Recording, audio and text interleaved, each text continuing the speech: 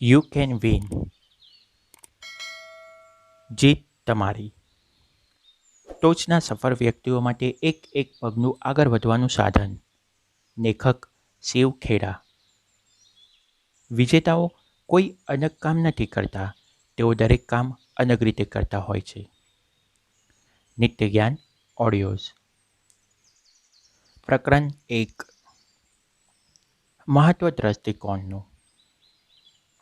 હકારાત્મક દ્રષ્ટિકોણનું નિર્માણ. એક માણસ મેળામાં ફુગ્ગાઓ વેચી આજીવિકા રળતો હતો. તે પોતાની પાસે લાલ, પીળા, વાદળી અને નીલા એમ દરેક રંગના ફુગ્ગાઓ રાખતો. જ્યારે એની પાસે ગ્રાહકી ઓછી રહેતી ત્યારે એ હિલિયમ ગેસનો ભરેલો એક ફુગ્ગો હવામાં છોડી દેતો. બાળકો એ ફુગ્ગાને હવામાં ઊંચે આકાશ તરફ જતા જોઈ આકર્ષાતા અને તેની પાસે ફુગ્ગા ખરીદવા પહોંચી જતા. બાળકો ફુગ્ગા ખરીદતા અને તેનો ધંધો ફરી ધમધમવા લાગતો. એનો ધંધો આવી રીતે જ ચાલતો. આવી જ રીતે ફુગ્ગો વેચતી વખતે એક દિવસ એને જોયું કે કોઈક એનું શર્ટ પાછળથી ખેંચી રહ્યું છે. તેને પાછળ વળીને જોયું તો એક નાનો છોકરો હતો. તેણે પૂછ્યું, જો તમે પેલા કાળા ફુગ્ગાને હવામાં છોડો તો શું એ પણ ઉડશે? એ છોકરાની જિજ્ઞાસા સંતોષવા એ ફુગ્ગાવાળાએ સહાનુભૂતિથી કહ્યું, બેટા, એ ફુગ્ગો રંગને લીધે નહીં પણ તે ફુગ્ગાની અંદર જે છે એને લીધે ઉપર જાય છે. આપણી જિંદગી માટે પણ આ જ બાબત લાગુ પડે છે. જે આપણા અંતરમાં છે એનું મહત્ત્વ વધુ છે અને એ જ આપણને ઊંચાઈએ લઈ જાય છે. અંતરમાં રહી જે આપણને ઊંચાઈએ લઈ જાય છે એ છે આપણો દ્રષ્ટિકોણ, આપણું માણસ. શું તમે દિવસે આવું વિચાર્યું છે કે અમુક વ્યક્તિઓ, સંસ્થાઓ કે પછી દેશ અન્ય કરતાં વધુ સફળ શા માટે હોય છે? અથવા તો વધુ સફળ શા માટે થયા હશે? એમાં કશું જ ખાનગી નથી. તેઓ સફળ છે કારણ કે એ લોકોની વિચારવાની અને કામ કરવાની પદ્ધતિ વધુ પ્રભાવશાળી હોય છે. ઉપલબ્ધ મનુષ્યબળ, સર્વાધિક મહત્ત્વની સામગ્રીઓ અને તેની મદદથી કોઈપણ કાર્ય અસરકારક રીતે પાર પાડી શકાય છે એ બાબતથી તેઓ વાકેફ હોય છે. હું માનું છું કે વ્યક્તિ, સંસ્થા કે પછી દેશની સફળતાનો આધાર એવા લોકોની ગુણવત્તા ઉપર છે. મેં વિશ્વભરના મોટા અને મહત્ત્વના વ્યાપારી નિગમોના ટોચના અધિકારીઓ, વ્યવસ્થાપકો સાથે વાત કરી છે અને ચર્ચા દરમિયાન એમને એક જ સવાલ પૂછ્યો છે. ધારો કે તમારી પાસે કોઈ જાદુઈ લાકડી હોત અને તમારે એક જ વાર કોઈ એવી વસ્તુ માંગવાની હોત જે ધંધામાં તમને વેટ ઉપર રાખી શકે તથા જેને કારણે ઉત્પાદન અને નફો બંને વધે, તો એ કઈ વસ્તુ હશે? સર્વાનુમતે બધાનો એક જ જવાબ હતો, કર્મચારીઓનો હકારાત્મક દ્રષ્ટિકોણ. જો કામ કરનાર કર્મચારીઓનો અભિગમ સારો હશે, સંગઠિત થઈ કામ કરવાની વૃત્તિ હશે તો નુકસાન ઓછું થશે. કામ પ્રત્યેની નિષ્ઠા અને વફાદારી વધશે. એકંદરે કંપનીમાં મનથી કામ કરવા માટેના વાતાવરણનું નિર્માણ થશે.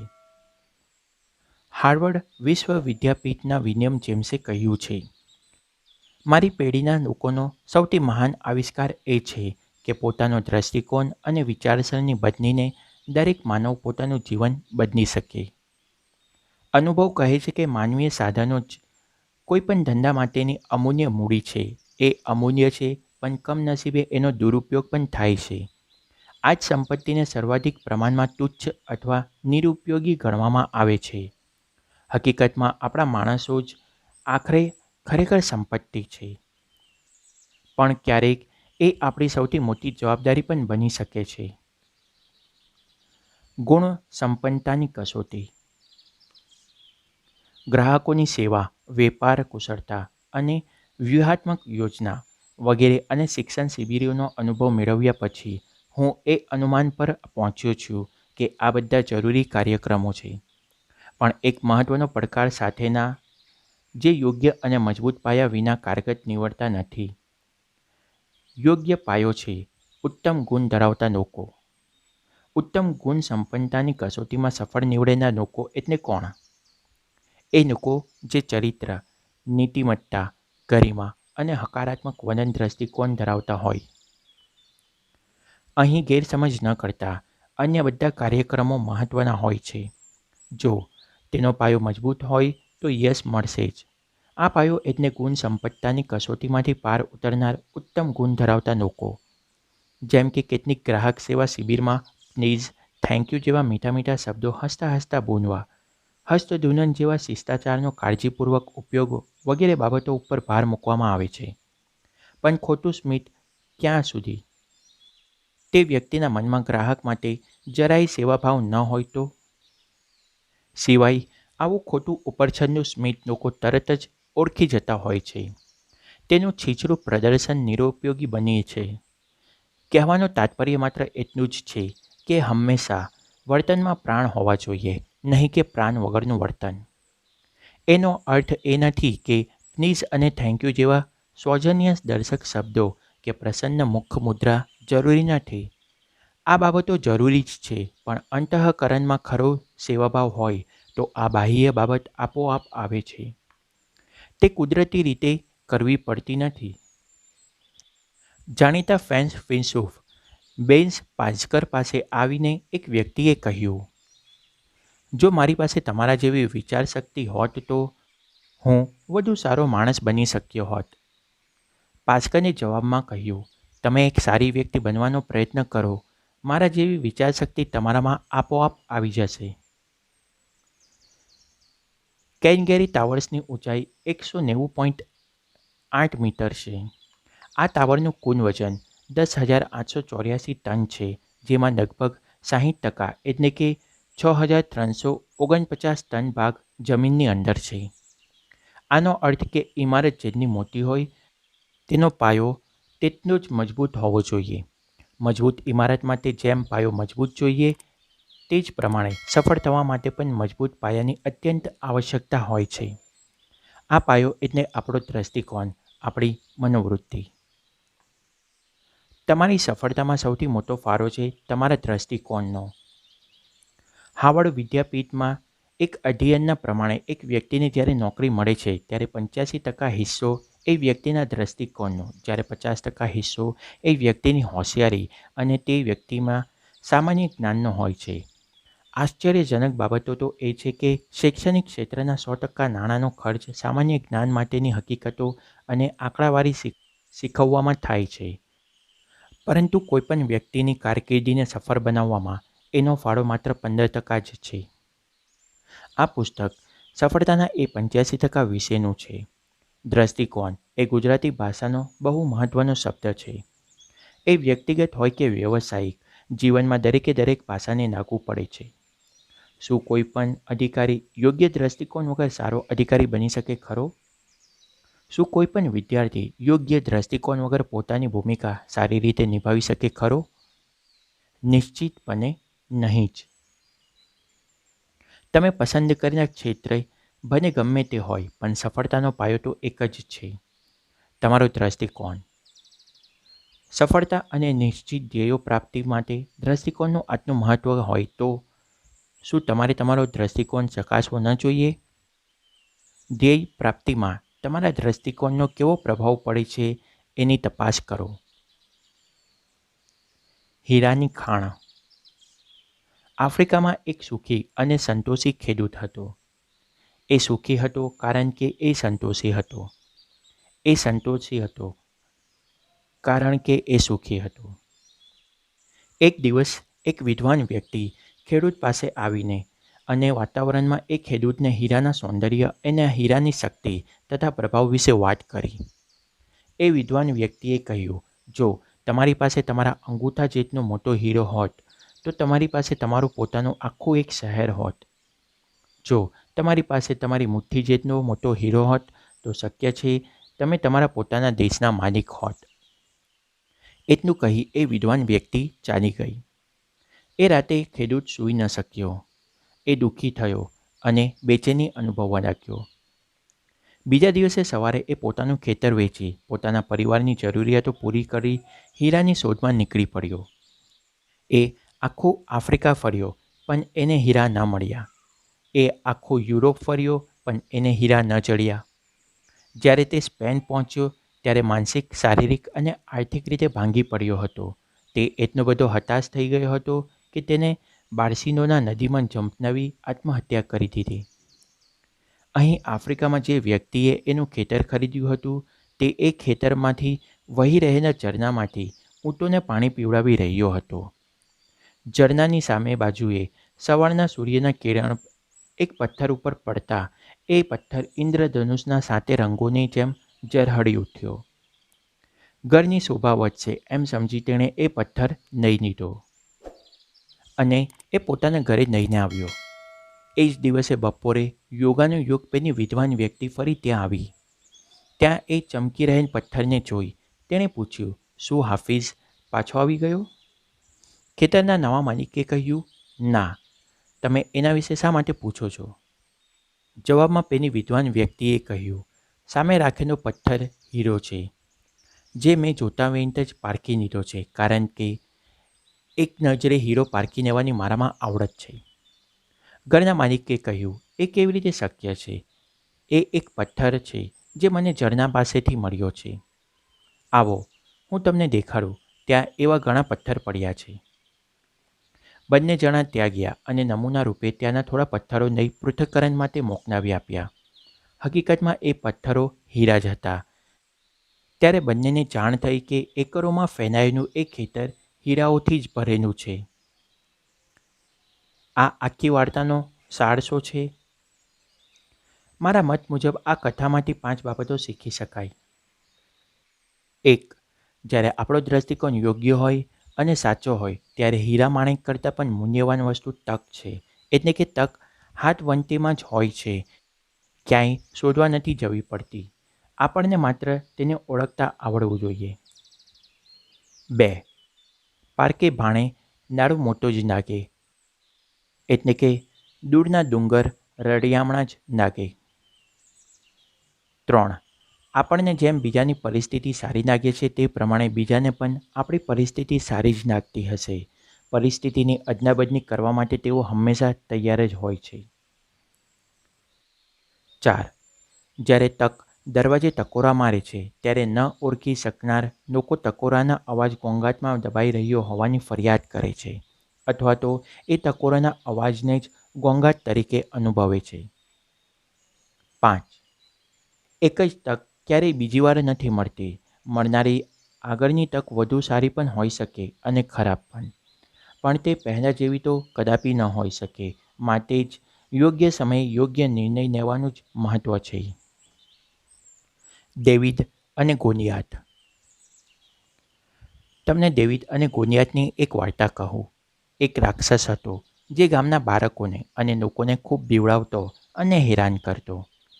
એક દિવસ પોતાના ભાઈને મળવા 17 વર્ષીય ભરવાડ બાળક ડેવિડ આ ગામમાં આવ્યો અને વાત જાણ્યા પછી તેણે પૂછ્યું, તમે બધા એક સાથે આ રાક્ષસનો સામનો કેમ નથી કરતા?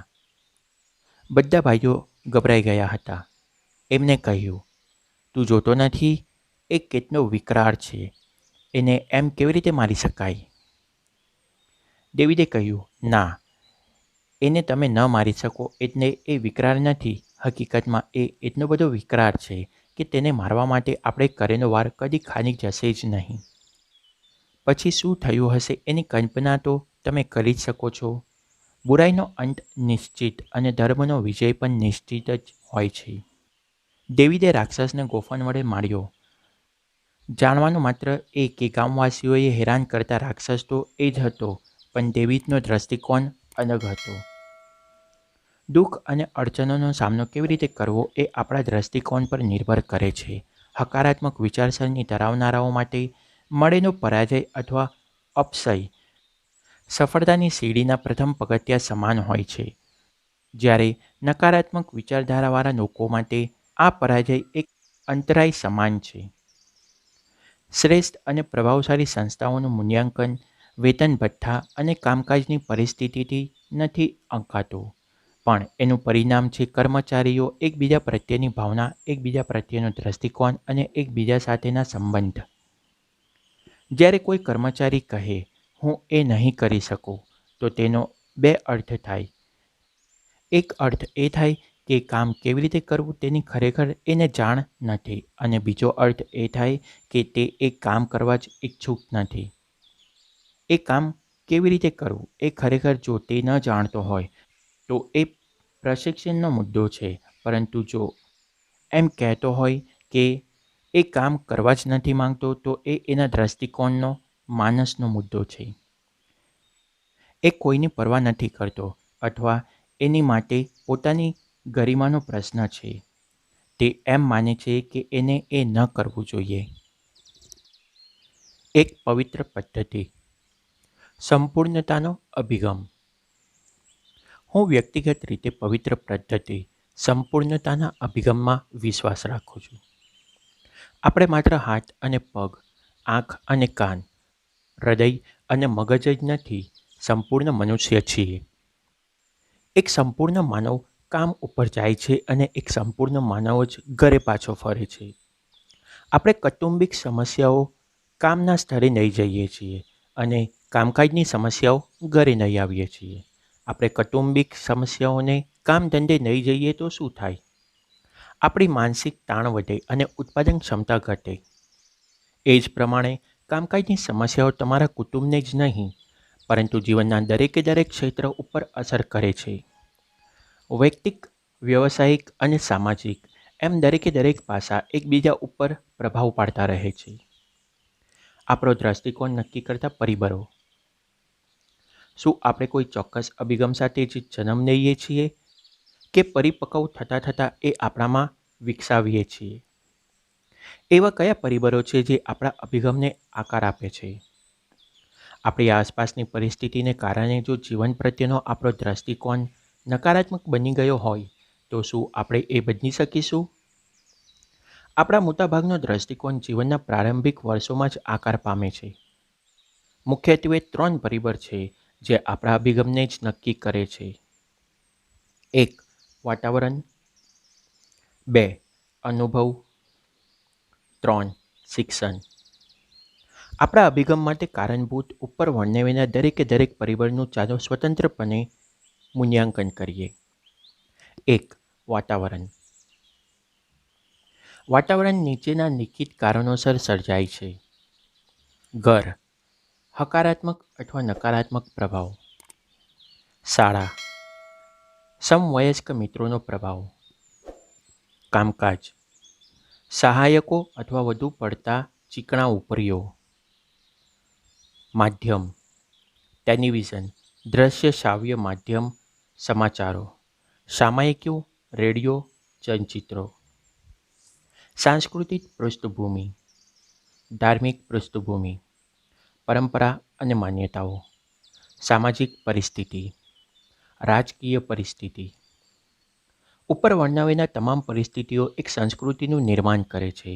દરેકે દરેક સ્તર, પછી એ ઘર હોય, સંસ્થા હોય કે પછી દેશ હોય, દરેકનો પોતાની એક સંસ્કૃતિ હોય છે. તમે એક બાબત ચોક્કસ અનુભવી હશે કે કોઈ પણ મોટી દુકાનમાં વેચાણ વિભાગના કર્મચારીઓ ખૂબ જ નમ્રતાથી વર્તતા હોય છે. ત્યાંના વિભાગીય વરિષ્ઠ અધિકારી, ત્યાંના વ્યવસ્થાપક અને માલિક પણ નમ્ર હોય છે. પરંતુ બીજી કોઈ દુકાનમાં બધું જ વિપરીત હોય છે, અર્થાત બધા જ ઉદ્ધત અને અવિવેકી હોય છે. કોઈકના ઘરે તમે એવો અનુભવ થશે કે બાળકો અને માતા પિતા બધા જ સારી રીતભાતવાળા, વિવેકી અને કાળજી કરનાર હોય, પણ બીજા કોઈના ઘરે એવો અનુભવ થાય કે બધા જ બિલાડી અને કૂતરાની જેમ સતત ઝઘડતા હોય. એ દેશમાં જ્યાં રાજકીય અને સરકારી વાતાવરણ ખૂબ પ્રમાણિક હોય, ત્યાંના લોકો સામાન્ય રીતે ખૂબ પ્રમાણિક, કાયદો પાળનાર અને મદદરૂપ થઈ શકે એવા હોય છે. આનાથી વિપરીત પરિસ્થિતિ પણ ઉદ્ભવી શકે. એક ભ્રષ્ટ પરિસ્થિતિમાં પ્રમાણિક વ્યક્તિ માટે કપરો સમય હોય છે અને એથી વિપરીત પ્રમાણિક પરિસ્થિતિમાં ભ્રષ્ટ વ્યક્તિ માટે કપરો સમય હોય છે.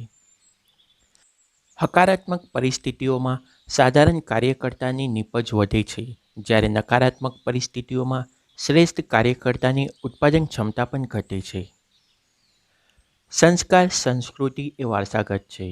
આપણે એકાદ પગથિયું ઉતરીને એ જોવું જરૂરી છે કે આપણે પોતાના માટે અને આપણી આસપાસના લોકો માટે કેવા પ્રકારની પરિસ્થિતિ ઊભી કરી છે.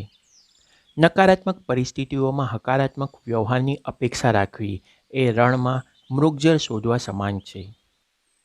જે દેશમાં કાયદો જ કાયદાનો દુશ્મન હોય અથવા કાયદાનું ન હોવું. જો કાયદો હોય તો ત્યાંના નાગરિકો હંમેશા દુતારા, બદમાશ અને ચોર બની જતા હોય છે. શું એ વિશ્લેષણ કરવાનો યોગ્ય સમય હજી નથી આવ્યો કે અત્યારે કઈ પરિસ્થિતિ છે અને આપણે બીજાઓ માટે કેવી પરિસ્થિતિ ઊભી કરી છે? 2. અનુભવ. આપણું વર્તન લોકો સાથેનો અનુભવ અને પ્રસંગો પ્રમાણે બદલાય છે. જો કોઈ અન્ય વ્યક્તિ સાથેનો આપણો અનુભવ સારો હશે તો એ વ્યક્તિ પ્રત્યેનો આપણો અભિગમ પણ હકારાત્મક જ રહેશે, પરંતુ એથી વિપરીત પરિસ્થિતિ પણ ઉદ્ભવી શકે છે. 3. શિક્ષણ. હું ઔપચારિક અને અનૌપચારિક બંને શિક્ષણની વાત કરું છું. માત્ર શૈક્ષણિક પાત્રતાની જ નહીં. સામાન્ય જ્ઞાનને વ્યૂહાત્મક રીતે જો ઉપયોગમાં લેવામાં આવે તો એ ડહાપણ ગણાય છે અને સફળતાની ખાતરી આપે છે. હું શિક્ષણને બહોળો સંદર્ભે લઈ રહ્યો છું, જે શિક્ષકની ભૂમિકાને ખૂબ મહત્ત્વની બનાવે છે. એક શિક્ષકના શિક્ષણની અસર શાશ્વત છે અને તેની અસર તમને અનેક લાભ કરાવી આપે છે. આપણે માહિતી વિસ્ફોટથી ગુંગળાઈ રહ્યા છીએ, પણ જ્ઞાન અને ડહાપણથી વંચિત છીએ. શિક્ષણે આપણને ફક્ત આજીવિકા રળતા જ નહીં, પણ જીવન જીવતા પણ શીખવાડ્યું છે. હકારાત્મક દ્રષ્ટિકોણ ધરાવતા માણસોની ઓળખ.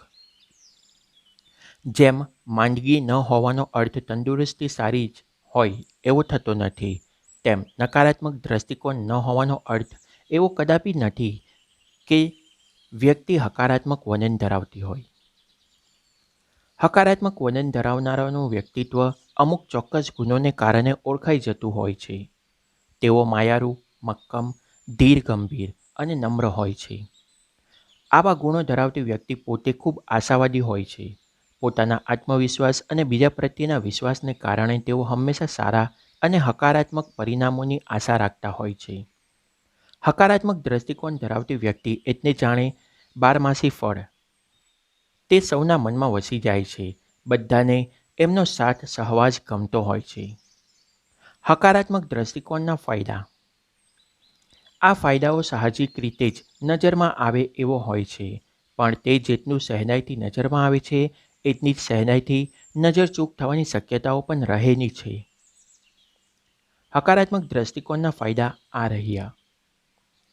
ઉત્પાદન વધે છે. હળીમળીને સંગઠિત થઈને કામ કરવાની વૃત્તિનો પ્રોત્સાહન મળે છે. સમસ્યાનું નિરાકરણ થાય છે. ગુણવત્તામાં સુધારો થાય છે. સૌમ્ય અને અનુકૂળ વાતાવરણનું નિર્માણ થાય છે. નિષ્ઠાનું નિર્માણ થાય છે.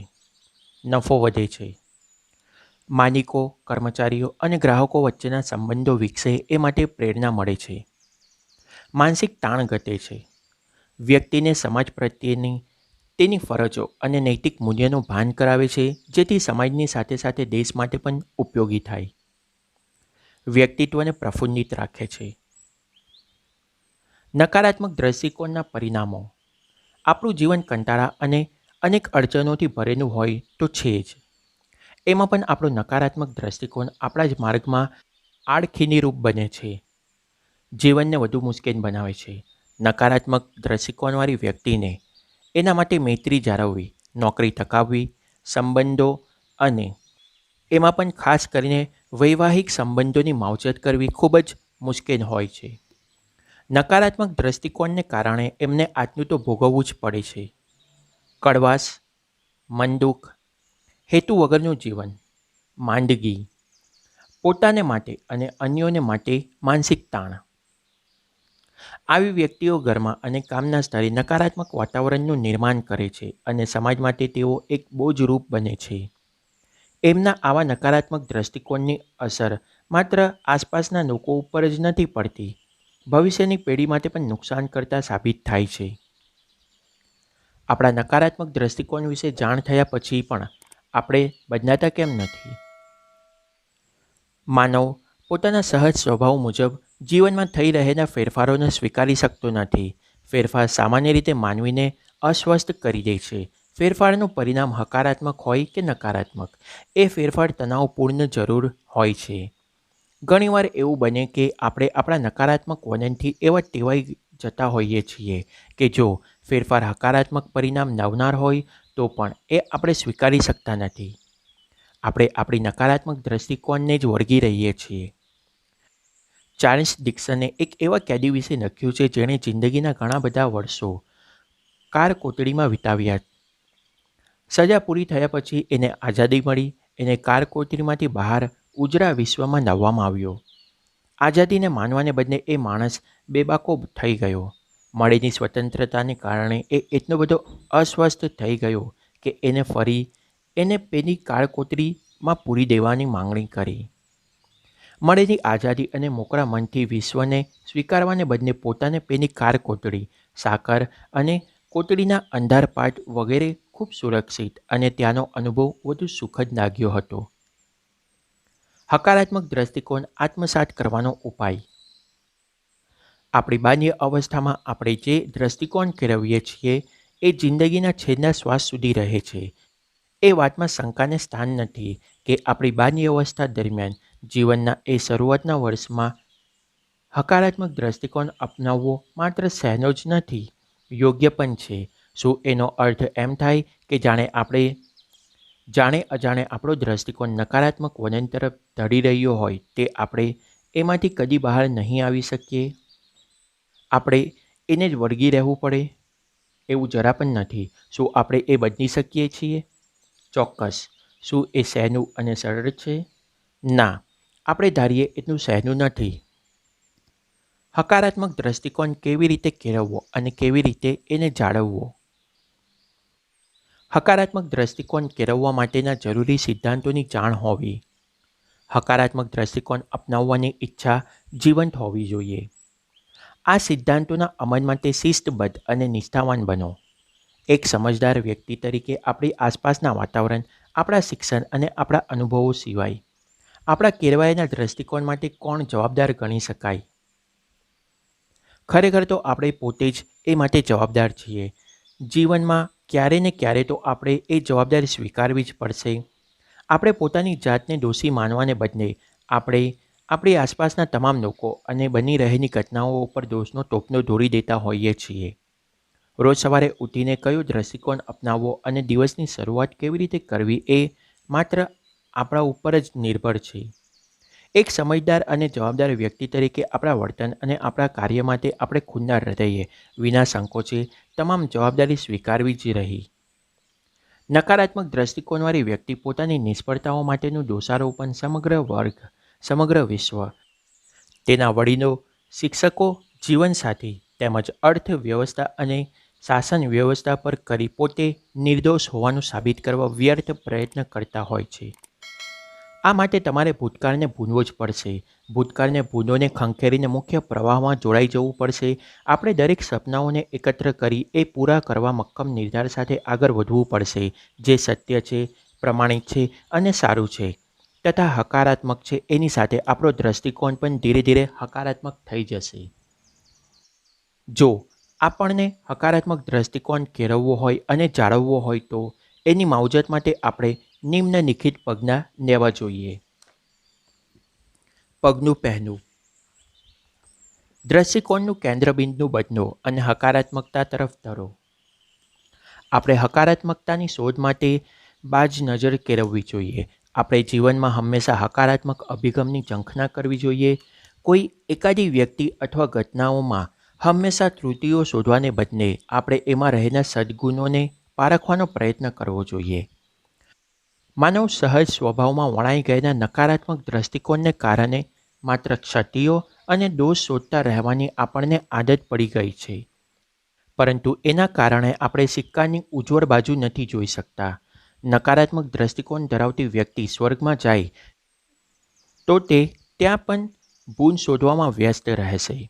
ઘણા ખરા લોકોને એમને જે જોઈતું હોય છે તે મળી જાય છે જો તેઓ મૈત્રી, સુખ અને હકારાત્મકતાને ઝંખતા હશે તો એ તેમને અવશ્ય મળશે જ.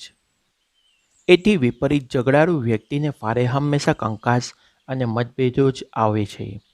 એના નસીબમાં તો માત્ર ઉદાસી જ લખાયેલી હોય છે. જો કે અહીં એ બાબતની નોંધ લેવી જરૂરી છે કે હકારાત્મકતાની તીવ્ર ઝંખનાનો અર્થ એવો નથી થતો કે છતીઓ પ્રત્યે દુર્લક્ષ સેવવું. સોનાની શોધ. એન્ડ્રુ કાર્નેગી નામના એક સ્કોટિક યુવકે અમેરિકામાં પગ મૂક્યો અને જીવન નિર્વાહ માટે નાના મોટા કામ કરવાની શરૂઆત કરી. એક દિવસ એવો આવ્યો કે અમેરિકાના સૌથી મોટા પોલાદ ઉત્પાદકમાં એની ગણતરી થવા લાગી. એના હાથ નીચે 430 લાખ લોકો કામ કરતા હતા.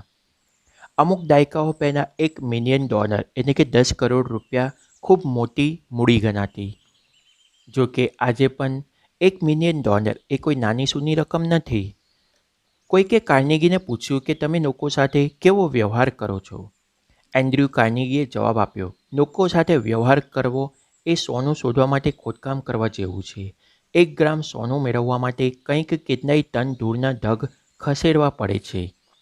પણ ખોદકામ કરતી વખતે એક વાત ધ્યાનમાં રાખો કે તમારે શોધવાનું તો સોનું જ છે, ધૂળ કે ગંદકી નહીં. આપણા દ્રષ્ટિકોણમાં કેન્દ્ર સ્થાને શું છે? એ જાણવા ધૂળ કે ગંદકી નહીં પણ સોના માટે ખોદકામ કરનારા બનો. જો તમે લોકો માટે અને આસપાસની પરિસ્થિતિમાંથી ભૂલો શોધવાનો નિર્ધાર કરી લીધો હશે તો તમને ખૂબ ભૂલો દેખાશે. નક્કી તમારે કરવાનું છે કે તમારે શું શોધવાનું છે. એન્ડ્રુ કાર્નેગીના જવાબમાં એક ખૂબ મહત્ત્વનો સંદેશ પણ સમાયેલો છે. દરેક વ્યક્તિ અને સંજોગોમાં થોડે ઘણે અંશે પણ હકારાત્મકતા તો હોય જ છે. ક્યારેક એવું પણ બને કે આ હકારાત્મકતા પામવા માટે આપણે ઘણે ઊંડે સુધી ખોદકામ કરવું પડે. આ ઉપરાંત આપણને બીજામાં ખોડખાપણ શોધવાની એવી આદત પડી ગઈ છે કે વ્યક્તિ હોય કે પરિસ્થિતિ, આપણે ભૂલો જ શોધીએ છીએ. કોઈકે સાચું જ કહ્યું છે કે બંધ પડેલી ઘડિયાળ પણ દિવસમાં 2 વખત તો સાચો સમય દેખાડે જ છે. યાદ રાખો, સોનું શોધવા નીકળો ત્યારે તમારે ફક્ત 1 ગ્રામ સોનું મેળવવા અનહદ ખોદકામ કરી ધૂળ અને ગંદકી હટાવવી પડે છે. પણ તમારે શોધવાનું તો સોનું જ છે, ધૂળ કે ગંદકી નહીં. નકારાત્મક દ્રષ્ટિકોણવાળી વ્યક્તિઓ હંમેશા ટીકા જ કરતી હોય છે. અમુક માણસ કોઈ પણ સંજોગોમાં ટીકા કરવાનું ચૂકતા નથી. તમે કોઈ પણ બાજુએ હો, એ લોકો હંમેશા તમારી વિરુદ્ધ બાજુએ જ હશે. આવી વ્યક્તિઓએ જાણે કે ટીકા કરવાની જ કારકિર્દી બનાવી હોય છે. એવું કહી શકાય કે તેઓ ધંધાદારી ટીકાકારો છે. તેઓ એવી રીતે ટીકા કરતા હોય છે કે જાણે સ્પર્ધામાં તેમણે ઇનામ મળવાનું હોય. તેઓ દરેક વ્યક્તિ અને સંજોગોમાં ભૂલો શોધી કાઢવા સક્ષમ હોય છે. આવા પ્રકારની વ્યક્તિઓ દરેક ઘરમાં, પરિવારમાં અને ઓફિસમાં જોવા મળતી હોય છે. આવી વ્યક્તિઓ પરિસ્થિતિ કેટલી ખરાબ છે એનો ઢંઢેરો પીટતા એમની પોતાની સમસ્યાઓ માટે આખા વિશ્વને જવાબદાર ગણાવતી હોય છે. ગુજરાતી ભાષામાં એક સરસ કહેવત છે, જેને પીળિયો એટલે કે કમળો થયો હોય એને બધું જ પીળું દેખાય છે. જે લોકો પોતે નકારાત્મકતાના વલણ ધરાવતા અને નિરાશાવાદી હોય તેને બધું જ નકામું જ દેખાય. હોટલમાં જઈ ચા કોફી પીવામાં અને સિગરેટના નશામાં પોતાની જાતને ડૂબાડી દેતા હોય છે. આમ કરવા પાછળ એમની પાસે કારણ શું હોય છે? માનસિક તાણમાંથી મુક્તિ. આવા વર્તનથી તેઓ માત્ર પોતાને માટે જ નહીં આસપાસના લોકો માટે પણ માનસિક તાણની પરિસ્થિતિ સર્જી દેતી હોય છે. પ્લેગ જેવા ચેપી રોગની જેમ આવી વ્યક્તિઓ પણ ઉદાસીનો ચેપ ફેલાવતા એવા વાતાવરણનું નિર્માણ કરી દેતા હોય છે જેનું પરિણામ પણ શોકમય આવે છે. વરાળથી ચાલતી બોટની શોધ રોબર્ટ ફલ્ટને કરી હતી. હડસન નદીના કાંઠે એ પોતાની નવી શોધનું નિદર્શન કરી લોકોને દેખાડતા હતા. એવે વખતે ત્યાં નિરાશાવાદી અને શંકાશીલ વ્યક્તિઓ પણ હાજર હતી. આ પ્રકારની બોટ શક્ય જ નથી અને તે ક્યારેય ચાલશે જ નહીં એવું એમનું માનવું હતું, એવું એમનું કહેવું હતું. શંકા કુશંકાઓની ખોટી હતી અને એ બોટ ચાલી. એ બોટ દરિયામાં આગળ વધવા લાગી ત્યારે બોટ ક્યારેય શરૂ થશે જ નહીં એવું કહેનાર નિરાશાવાદીઓ ટીકાકારો અકળાઈ ગયા અને બૂમો પાડવા લાગ્યા કે બોટ શરૂ ભલે થઈ ગઈ પણ હવે એ કદી અટકી નહીં શકે. આવી મનોવૃત્તિવાળાઓનું શું કહેવું? કેટલાક લોકો હંમેશા ખામીઓ જ શોધતા હોય છે. એક શિકારીએ શિકારી કૂતરો ખરીદ્યો. આ શિકારી કૂતરો અજોડ, અદ્વિતીય હતો. એનું કારણ એ હતું કે સમગ્ર વિશ્વમાં એ એક જ એવો કૂતરો હતો જે પાણી પર ચાલી શકતો હતો. પાણી પર ચાલી શકવાના ચમત્કારને જોઈને એ શિકારી અવાક થઈ ગયો. એને પોતાની આંખો પર વિશ્વાસ બેસતો ન હતો. જોકે એ બાબતથી એ અતિ પ્રસન્ન પણ થયો હતો. એ આવા પ્રકારનો કૂતરો સમગ્ર વિશ્વમાં માત્ર એની પાસે હતો. એ પોતાના મિત્ર પાસે બળાઈ હાંકી તેમને આશ્ચર્યચકિત કરી શકે એમ હતો. શિકારીએ એક વખત એના મિત્રને બતકોના શિકાર માટે આમંત્રણ આપ્યું. થોડી વારની મહેનત પછી અમુક બતકોના શિકાર કરવા એમને સફળતા મળી. શિકારીના એક ઈશારે કૂતરે આખો દિવસ પાણીમાં ભાગદોડ કરી અને મૃત બતકો નાવી આપ્યા. શિકારીને એમ હતું કે આ કૂતરાનું પરાક્રમ જોઈ મિત્ર આશ્ચર્યચકિત થઈ જશે અને અજોડ કૂતરાના વખાણ કરતા 2 શબ્દ જરૂર કહેશે. પણ એમાંનું કંઈ જ ન થયું. આખરે પાછા ફરતી વખતે શિકારીએ એના મિત્રને પૂછ્યું કે શું તે મારા કૂતરામાં કોઈક જુદી બાબત જોઈ? ત્યારે મિત્રએ જવાબ આપ્યો, હા, એક બાબત જરૂર અસામાન્ય હતી. તારા કૂતરાને તરતા નથી આવડતું. આમ કેટલાક લોકો માત્ર નકારાત્મક કે નબળા પાસાની જ નોંધ લેતા હોય છે. નિરાશાવાદી કોને કહેવાય? નિરાશાવાદીઓ. ફરિયાદ કરવા માટે જો કોઈ સમસ્યા ન હોય તો દુઃખી થતા હોય છે.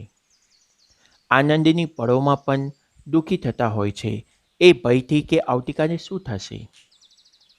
જીવનનો ઘણો ખરો સમય માત્ર ફરિયાદો કરવામાં અને ફરિયાદ કરવા માટે બહાના શોધવામાં વિતાવતા હોય છે.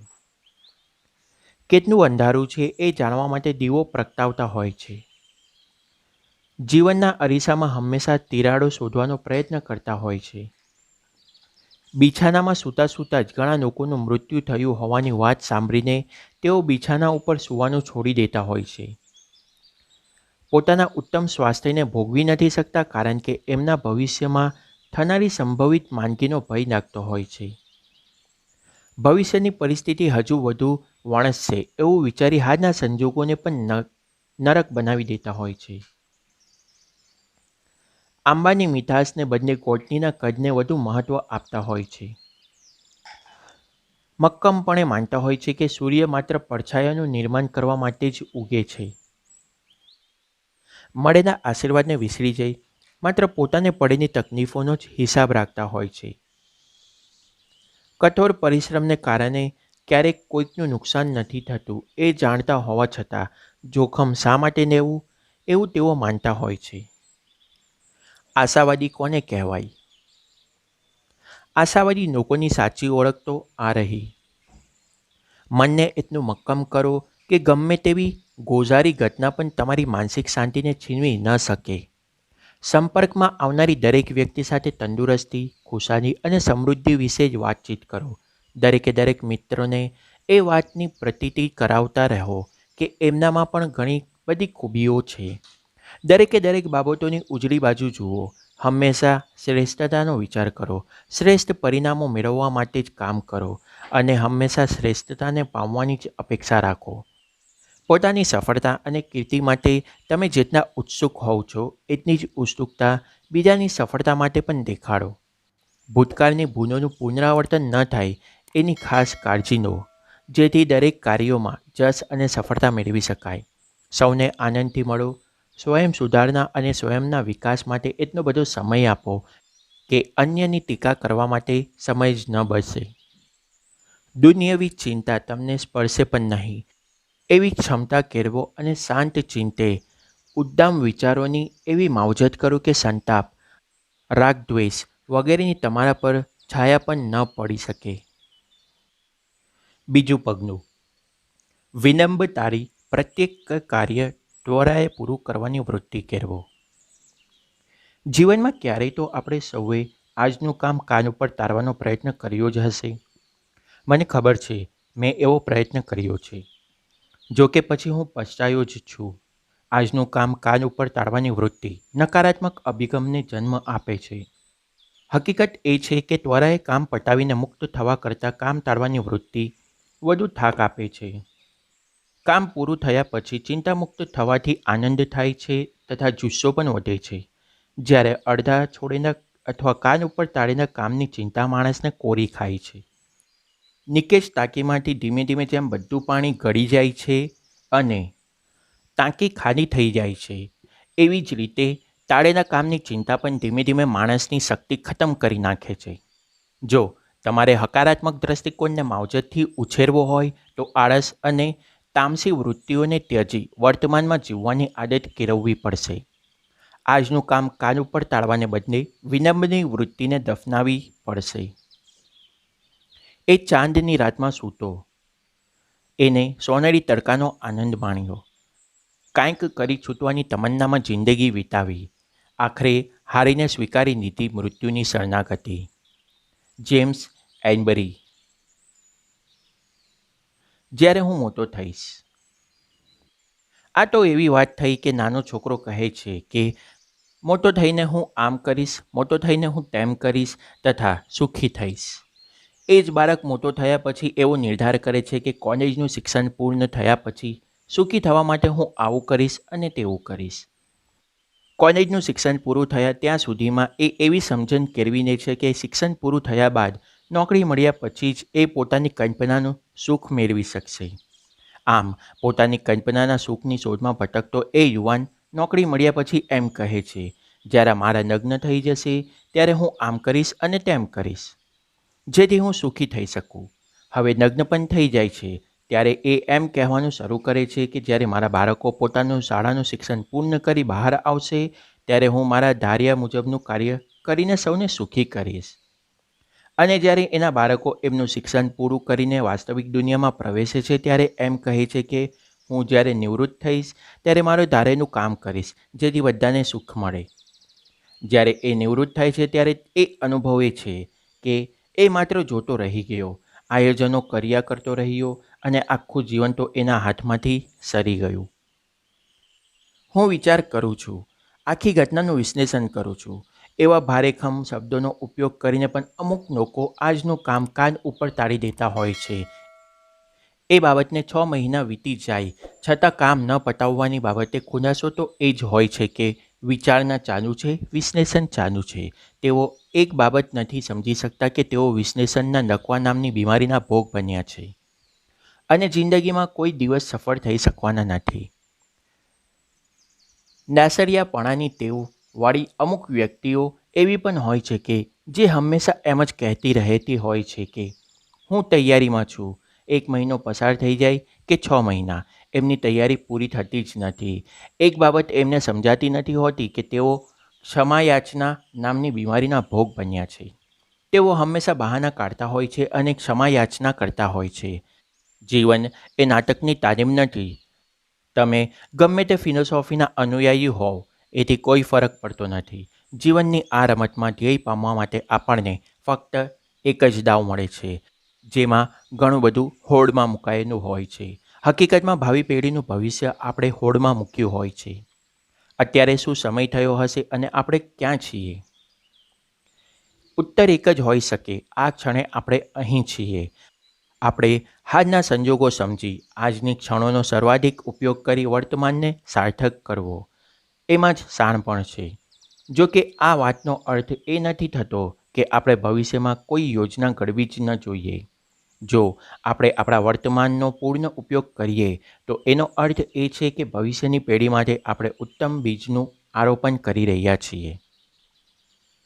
જો તમારે હકારાત્મક દ્રષ્ટિકોણ કેળવવો હોય તો નાસડિયાપણાને પછી થશે કરીશું તેવા મનોભાવને ત્યજી દઈ અપઘડી કરવાની વૃત્તિને કેળવવી પડશે. જીવનમાં તદ્દન ઉદ્વેગજનક ઉદ્ગારો એટલે એ થઈ શક્યું હોત, મારે એમ કરવાની જરૂર હતી, હું એ કરી શક્યો હોત, જો મેં એમ કર્યું હોત તો ઘણું સારું થાત, જો મેં થોડા વધુ પ્રયત્ન કર્યા હોત તો. જે કામ તમે આજે કરી શકો છો એ કાલ ઉપર તારવાની ભૂલ કદી ન કરતા. Benjamin Franklin. એ હકીકત છે કે નાસડિયાપણાનો મોહ ગમે તેને મોહિત કરી દે છે, પણ સફળ વ્યક્તિઓ એ સ્વીકારતી નથી. જ્યારે કોઈ કહે છે કે હું એ કામ થોડા દિવસમાં ગમે ત્યારે કરીશ, ત્યારે એમ સમજી લેવું કે એ કામ એ ક્યારેય પૂરું નહીં કરી શકે. અમુક માણસો એવી અપેક્ષા રાખતા હોય છે કે કામ માટે તેઓ જ્યારે ઘરની બહાર નીકળે ત્યારે બધું જ તેમની તરફેણમાં હોય અને એમને કોઈ તકલીફ ન પડે. એવું ક્યારેય બનતું નથી અને એ લોકો કોઈ દિવસ કોઈ પણ કામ પાર પાડી સફળ થઈ શકતા નથી. કામની શરૂઆત પહેલાં જ આવા માણસો નિષ્ફળતા માટે પંકાઈ જતા હોય છે. આ એક ખેદજનક બાબત છે. એટલા માટે જ નાસરિયાપણું છોડો. આજનું કામ કાલ પર ટાળવાની વૃત્તિને જ આપણે તાળીએ એ માટેનો શું આ યોગ્ય સમય નથી? ત્રીજું પગલું, કૃતજ્ઞ મનોવૃત્તિ અપનાવો. જીવન સફર દરમિયાન રસ્તામાં આવતી મુશ્કેલીઓની યાદી બનાવવી, રડવાને બદલે જીવનમાં જે કાંઈ મળ્યું છે એ માટે ઈશ્વરનો પાડ માનો. દરેક ઘટનાના હકારાત્મક પાસાને જુઓ અને નાની નાની બાબતોમાંથી આનંદ શોધી તેને સુવાસની જેમ ફેલાવી દો. આપણને ઘણીવાર એવું સાંભળવા મળતું હોય છે કે અકસ્માતને કારણે વ્યક્તિ બીમારનો ભોગ બની અને એને કાયમી અંધાપો આવી ગયો અથવા એને નકવો થઈ ગયો.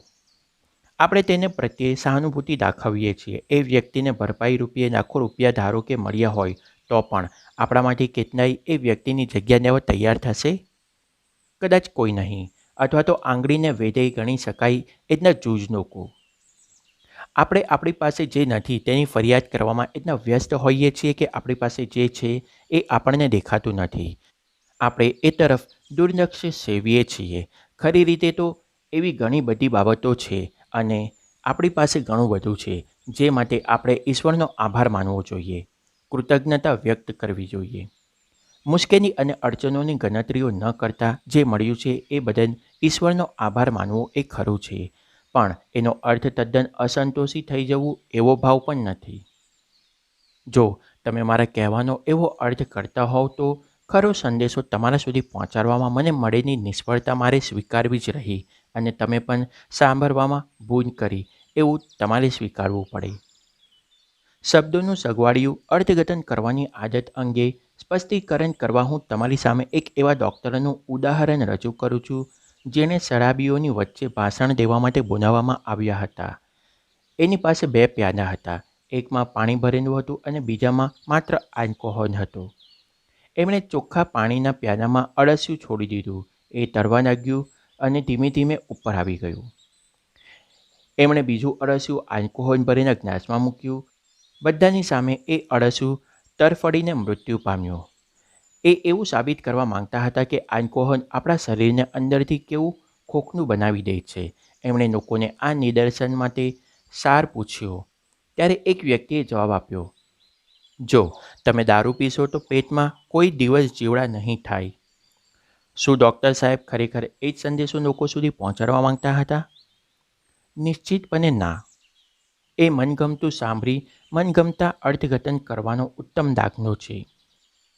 આપણને જે કહેવામાં આવી રહ્યું છે એ નથી સાંભળતા, પણ એ જ સાંભળીએ છીએ જે આપણને સાંભળવું હોય છે. આપણી પાસે રહેલું સગડું આપણને મળેલ વરદાન સમૂહ છે, ગુપ્ત ખજાના રૂપ. એટલા માટે મુશ્કેલી અને અડચણોની ગણતરી ન કરી આપણી પાસે જે કાંઈ છે એ માટે ઈશ્વરનો પાડ માનવો જોઈએ. ચોથું પગલું, સતત શીખતા રહો. આ પ્રકરણની શરૂઆતમાં જ આપણે કેટલાક ભ્રમ દૂર કરી લઈએ. સામાન્ય રીતે એવું માનવામાં આવે છે કે શિક્ષણ માત્ર શાળા અથવા મહાવિદ્યાલયોમાંથી જ મળે છે. વિશ્વભરમાં યોજાયેલા મારા સેમિનારો દરમિયાન મેં મારા શ્રોતાઓ પાસેથી હંમેશા એ જાણવાની કોશિશ કરી છે કે શું ખરેખર આપણે શાળામાં અને મહાવિદ્યાલયોમાં શિક્ષિત થઈએ છીએ ખરા? સામાન્ય રીતે એવો જ જવાબ મળે છે કે કેટલાક જરૂર શિક્ષણ મેળવે છે, પણ ઘણા ખરા નહીં. એ વાત સાચી છે કે શાળા અને મહાવિદ્યાલયોમાંથી આપણને ઘણી બધી માહિતી મળે છે, પણ શિક્ષિત થવા માટે માત્ર એ માહિતી પૂરતી નથી હોતી. શિક્ષિત થવા માહિતીની જરૂર હોય છે, પણ એ સાથે સાથે શિક્ષણનો સાચો અર્થ સમજવો પણ ખૂબ જરૂરી છે. બૌદ્ધિક શિક્ષણનો પ્રચાર વિચારસરણી પર પડતો હોય છે, જ્યારે મૂલ્ય શિક્ષણનો પ્રભાવ હૃદય પર પડતો હોય છે. હકીકત તો એ છે કે સંસ્કાર ન આપનારી શિક્ષણ પ્રણાલી નુકસાનકારક સાબિત થઈ શકે છે.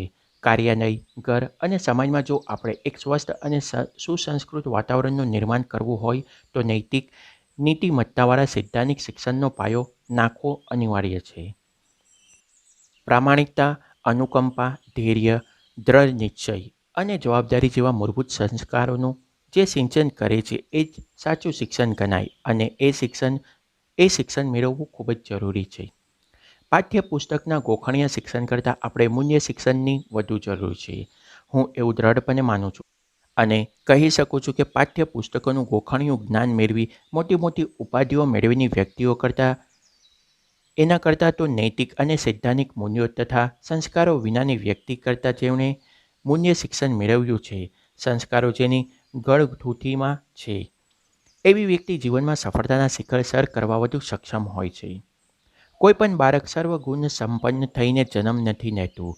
એટલે જીવનના પ્રારંભિક વર્ષમાં જ્યારે માણસ પતન પર કોઈ પણ બાહ્ય ધૂળ ન લાગી હોય ત્યારે જ નૈતિક મૂલ્યો અને નીતિમત્તાના સંસ્કાર રેડવા જોઈએ.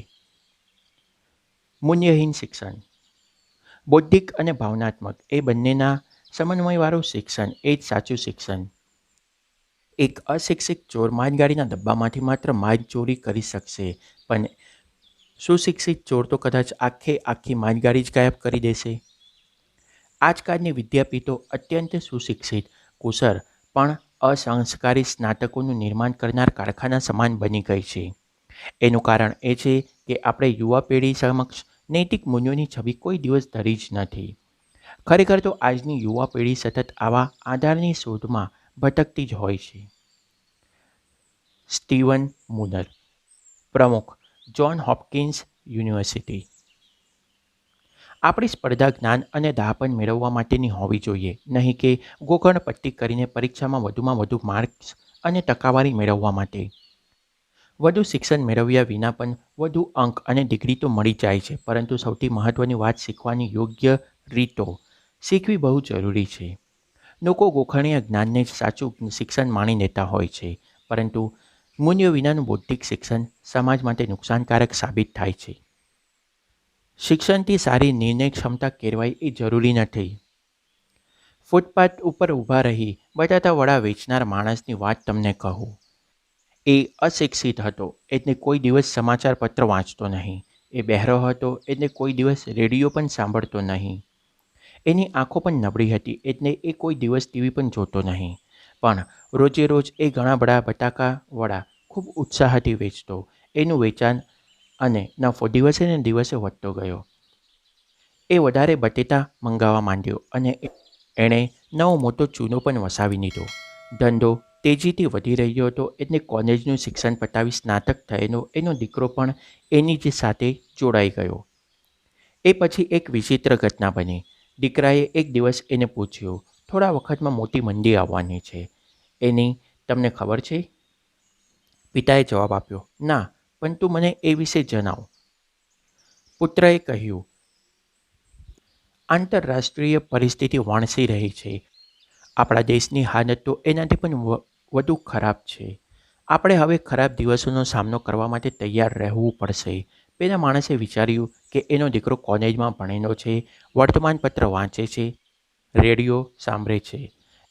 એણે બધા પ્રકારનું જ્ઞાન મેળવ્યું છે, એટલે એની સલાહ માનવી જ જોઈએ.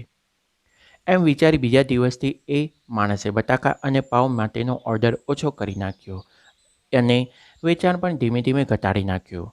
હવે એનો ઉત્સાહ ઓસરી ગયો હતો. દુકાનમાંથી પાટિયું પણ એણે હટાવી દીધું. ધીમે ધીમે હાટડીએ બટાટા વડા લેતા આવતા લોકોની સંખ્યા પણ ઘટવા લાગી. વેચાણનો આંકડો ખૂબ જ નીચે આવી ગયો. પિતાએ વર્તમાન પરિસ્થિતિનો અંદાજ મેળવી એના દીકરાને કહ્યું, દીકરા, તું સાચો હતો. આપણે અત્યારે ભયંકર મંદીના સમયમાંથી પસાર થઈ રહ્યા છીએ. મને ખુશી છે કે તે મને આ બાબતે અગાઉથી ચેતવી દીધો હતો. આ વાર્તાનો સાર શું છે? એમાંથી શું શીખવું જોઈએ? 1. ઘણી વખત એવું બને કે બુદ્ધિમત્તા અને નિર્ણય ક્ષમતા વચ્ચેનો તફાવત આપણે સમજી શકતા નથી. 2. એવું બને ખરું કે વ્યક્તિ ખૂબ બુદ્ધિમાન હોય પણ એની નિર્ણય ક્ષમતા નબળી હોય. 3. પોતાની નિર્ણય શક્તિથી સલાહકારોની પસંદગી ખૂબ કાળજીપૂર્વક કરો. 4. વ્યક્તિ કોઈપણ જાતના ઔપચારિક શિક્ષણ વિના પણ સફળ થઈ શકે છે જો તે આ 5 ગુણોથી સંપન્ન હોય તો. ચરિત્ર, વચનબદ્ધતા, દ્રઢ વિશ્વાસ, વિનમ્રતા અને ધૈર્ય. 5. સૌથી મોટી કરુણા એ છે કે ઘણી વ્યક્તિઓ જ્ઞાન સંપન્ન તો હોય છે, પરંતુ જીવનમાં હંમેશા નિષ્ફળ જતી હોય છે. બુદ્ધિમત્તાથી કોઈપણ વસ્તુ ઝડપથી આત્મસાત કરી શકાય છે. જે શીખવવામાં આવ્યું છે એનો સદુપયોગ કરવાની કુશળતા એની ક્ષમતા. સક્ષમ હોવું એટલે આત્મસાત કરેલા જ્ઞાનનો સદુપયોગ કરવાની ઈચ્છા તેમજ ક્ષમતા હોવી. ઈચ્છા એટલે એવી દ્રષ્ટિકોણ જે કુશળ વ્યક્તિને સક્ષમ બનાવે છે, પણ ઘણી કુશળ વ્યક્તિઓ અસક્ષમ હોય છે. યોગ્ય દ્રષ્ટિકોણ વિના વ્યક્તિઓની ક્ષમતા વેડફાઈ જતી હોય છે. દરેક વિદ્યાપીઠની પ્રાથમિક ફરજ એ બને છે કે વિદ્યાર્થીઓને વેપાર નહીં, ડહાપણ શીખવે અને તાંત્રિક માહિતીઓ જ નહીં, પણ સારા ચરિત્રના ઘડતર માટે સંસ્કાર પણ આપે. Winston Churchill. સુશિક્ષિત. સુશિક્ષિત કોને કહેવાય? પ્રથમ એવી વ્યક્તિઓ જેઓ રોજબરોજની પરિસ્થિતિઓની હિંમતથી સફળતાપૂર્વક સામનો કરતી હોય છે અને જેઓ સાપરંત પરિસ્થિતિનો યોગ્ય તાગ કાઢે, જરૂરી પગના લેતા બિલકુલ અચકાતી નથી. બીજું, એવા લોકો જે બધાની સાથે અંગત રીતે સદાચારથી વર્તતા હોય છે અને સામેની વ્યક્તિને ન ગમતી કે અણછાજતી ખટકી રહેલી બાબતોને ખૂબ જ સાહજિકતાથી નજરઅંદાજ કરી પોતાનું વર્તન સામાન્ય રાખી જાણતા હોય છે. તેઓ પોતાના સહયોગીઓની સાથે પણ અત્યંત માનવતાથી વર્તતા હોય છે. આ સિવાય એવા લોકો જે સુખને સંયમથી પચાવી જાણે છે અને કમનસીબીનો સામનો પણ ખૂબ હિંમતથી, ધૈર્યતાથી કરી એની ઉપર વિજય મેળવી જાણે છે. સૌથી મહત્ત્વની બાબત, આવી વ્યક્તિઓ સફળતાથી છકી નથી જતી. તેઓ વાસ્તવિકતાથી દૂર ભાગતી નથી અને પલાયનવાદી ન બનતા દ્રઢતાથી સંજોગોનો સામનો કરે છે. તેઓ નસીબથી મેળવેલી સારી ચીજ વસ્તુઓને કારણે ખુશ થવા કરતાં મેળવેલી કુદરતી બક્ષિસો અને બુદ્ધિથી પ્રાપ્ત સફળતા પર ગર્વ અનુભવે છે.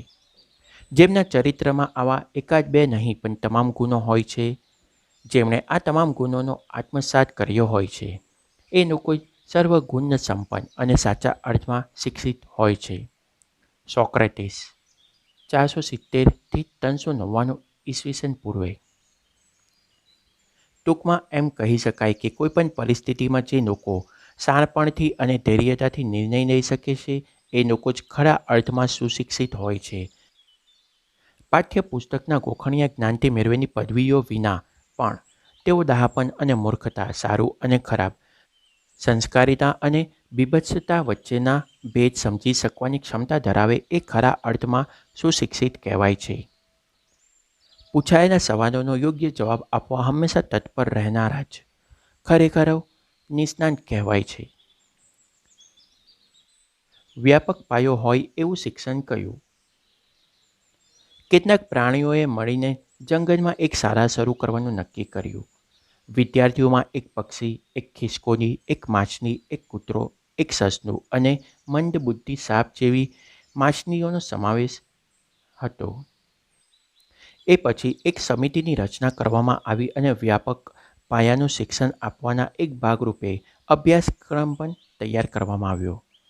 અભ્યાસક્રમમાં હવામાં ઉડવું, ઝાડ ઉપર ચડવું, તરવું અને જમીનમાં દર બનાવવું વગેરેનું શિક્ષણ આપવું એવું નક્કી કરવામાં આવ્યું.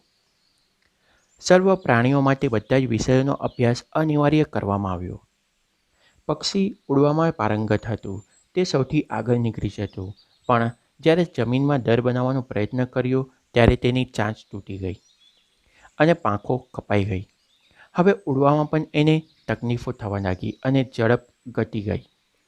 ઝાડ પર ચડવું અને તરવું એ બંનેમાં તો એ નાપાસ જ થયું. ખિસકોલીઓ ઝાડ ઉપર ચડવામાં નિપુણ હતી પણ તરવામાં નિષ્ફળ ગઈ. માછલી તરવામાં શ્રેષ્ઠ પુરવાર થઈ પણ એ પાણીની બહાર નીકળી શકે એમ જ ન હતી, એટલે બાકીના બધા જ વિષયમાં એ નાપાસ થઈ. કૂતરાએ શાળામાં પ્રવેશ લીધો જ નહીં. એને તો શાળાની ફી ભરવાની ના પાડી દીધી અને શાળાના વ્યવસ્થાપકો સાથે એ બાબતે ઝઘડો શરૂ કર્યો કે અભ્યાસક્રમમાં એક ભાગરૂપે ભસવાનો વિષય કેમ નક્કી ન કરાયો. સસલા માટે દર બનાવવું એ રમત વાત હતી, પણ ઝાડ પર ચડવું નોંધાના ચણા ચાવવા બરાબર હતું. એણે વારંવાર પ્રયત્ન કર્યા પણ દર વખતે એ પડી જ જતું હતું. આમ વારંવાર ઊંધે માથે પડવાને કારણે એના માથામાં સખત ઈજા થઈ અને હવે જમીન ખોતરવાની એને માટે મુશ્કેલ બની ગયું. આમ દર તૈયાર કરવામાં પણ તે ત્રીજા ક્રમાંકે આવ્યું. મંદ બુદ્ધિની માછલીએ બધા કામ અડધા અડધા કર્યા, પણ છેવટે એ બધા કરતાં સફળ પુરવાર થઈ. દરેક વિદ્યાર્થીને વ્યાપક પાયાવાળું શિક્ષણ મળવું જોઈએ, એવા ઉદ્દેશ્યથી શરૂ થયેલા શાળાએ પોતાના ધ્યેયમાં સફળતા મેળવી હોવાને કારણે બધા ખુશ થયા હતા. વિદ્યાર્થી જે કાર્યક્ષેત્રમાં નિપુણ કે પારંગત હોય, એક ક્ષમતા યથાવત રહે છતાં જીવનના અન્ય ક્ષેત્ર વિશે પણ પાયાની જાણકારી મેળવી એ વિદ્યાર્થીના સર્વાંગી વિકાસમાં જે મહત્ત્વની ભૂમિકા ભજવે એ જ સારું વ્યાપક પાયાવાળું શિક્ષણ. કુદરતે દરેક વ્યક્તિને કોઈક ને કોઈક ખૂબી તો આપી જ છે. વધુમાં વધુ 2 થી 3 ગ્રામ વજનવાળું હમિંગબર્ડ પોતાના શરીરને કારણે અનેક અઘરા કાર્ય આંખના પંજરમાં કરી શકવાની ક્ષમતા ધરાવે છે. 1 સેકન્ડમાં 75 વાર પાંખો ફફડાવી. આ કારણે એ પાંખો ફફડાવતી ઉડતા ઉડતા ફૂલોમાંથી મધ ચૂસી શકે છે, પણ એ આકાશમાં ઊંચે ઉડવું, જમીન પર સરકવું કે પછી એક પગે ઠેકડા મારતા મારતા આગળ વધવું એ સઘળું કરી શકતું નથી. શાહમૃગ જે 300 પાઉન્ડનું વિનાશકારી પક્ષી છે, એટલે એ ઉડી શકતું નથી. એ 12 કે 15 ફૂટ જેટલા લાંબા પગલાં ભરી ઠેકડા મારતા મારતા કલાકમાં 50 માઇલની તીવ્ર ઝડપે આગળ વધવા માટે સક્ષમ હોય છે. અજ્ઞાનતા. જાણકારી હોવી કે જ્ઞાનનો ભ્રમ હોવો એ શિક્ષણ નથી, માત્ર અજ્ઞાનતા છે. આવી અજ્ઞાનતાને કારણે મૂર્ખ લોકોમાં એક અલગ જ પ્રકારનો પણ ગજબનો આત્મવિશ્વાસ હોય છે. અજ્ઞાની હોવા કરતાં તો યોગ્ય રીતે કાંઈ પણ શીખવાની ઈચ્છા ન હોવી એ બાબત વધુ જ શરમજનક છે. Benjamin Franklin. અજ્ઞાન હોવું એક ગુનો નથી, પણ એ અજ્ઞાનતાના આધારે કારકિર્દી બનાવવાના સ્વપ્ન જોવા એ બેવકૂફી છે, મૂર્ખતા છે. ઘણા લોકો કશું જ જાણતા નથી હોતા, છતાં એવો દેખાવો કરતા હોય છે કે જાણે તમામ વિષયોમાં તેઓ પારંગત હોય. અજ્ઞાનતા આશીર્વાદરૂપ કે પરમસુખ નથી. ખરેખર તો એ પીડા, કરુણતા, ગરીબાઈ અને માંદગી છે. જો અજ્ઞાનતા એ પરમસુખ હોત તો અજ્ઞાની લોકો સુખી શા માટે નથી? જો અધકચરું જ્ઞાન જોખમકારક હોય તો અજ્ઞાનતા તો વધુ જોખમી પુરવાર થઈ શકે, કેમ કે એ કારણે શુદ્રતા, ભય, અંધવિશ્વાસ, અહંકાર અને પૂર્વગ્રહ ઉદ્ભવે છે. શાણપણ એક બીજું કાંઈ નહીં પણ જે અજ્ઞાનતા દૂર કરે એ. આપણે માહિતી પ્રસારના તંત્રજ્ઞાનના યુગમાં જીવીએ છીએ. એવો અંદાજ બાંધવામાં આવ્યો છે કે જગતમાં જ્ઞાનનો કોઠો દર વર્ષે બમણો થતો જાય છે.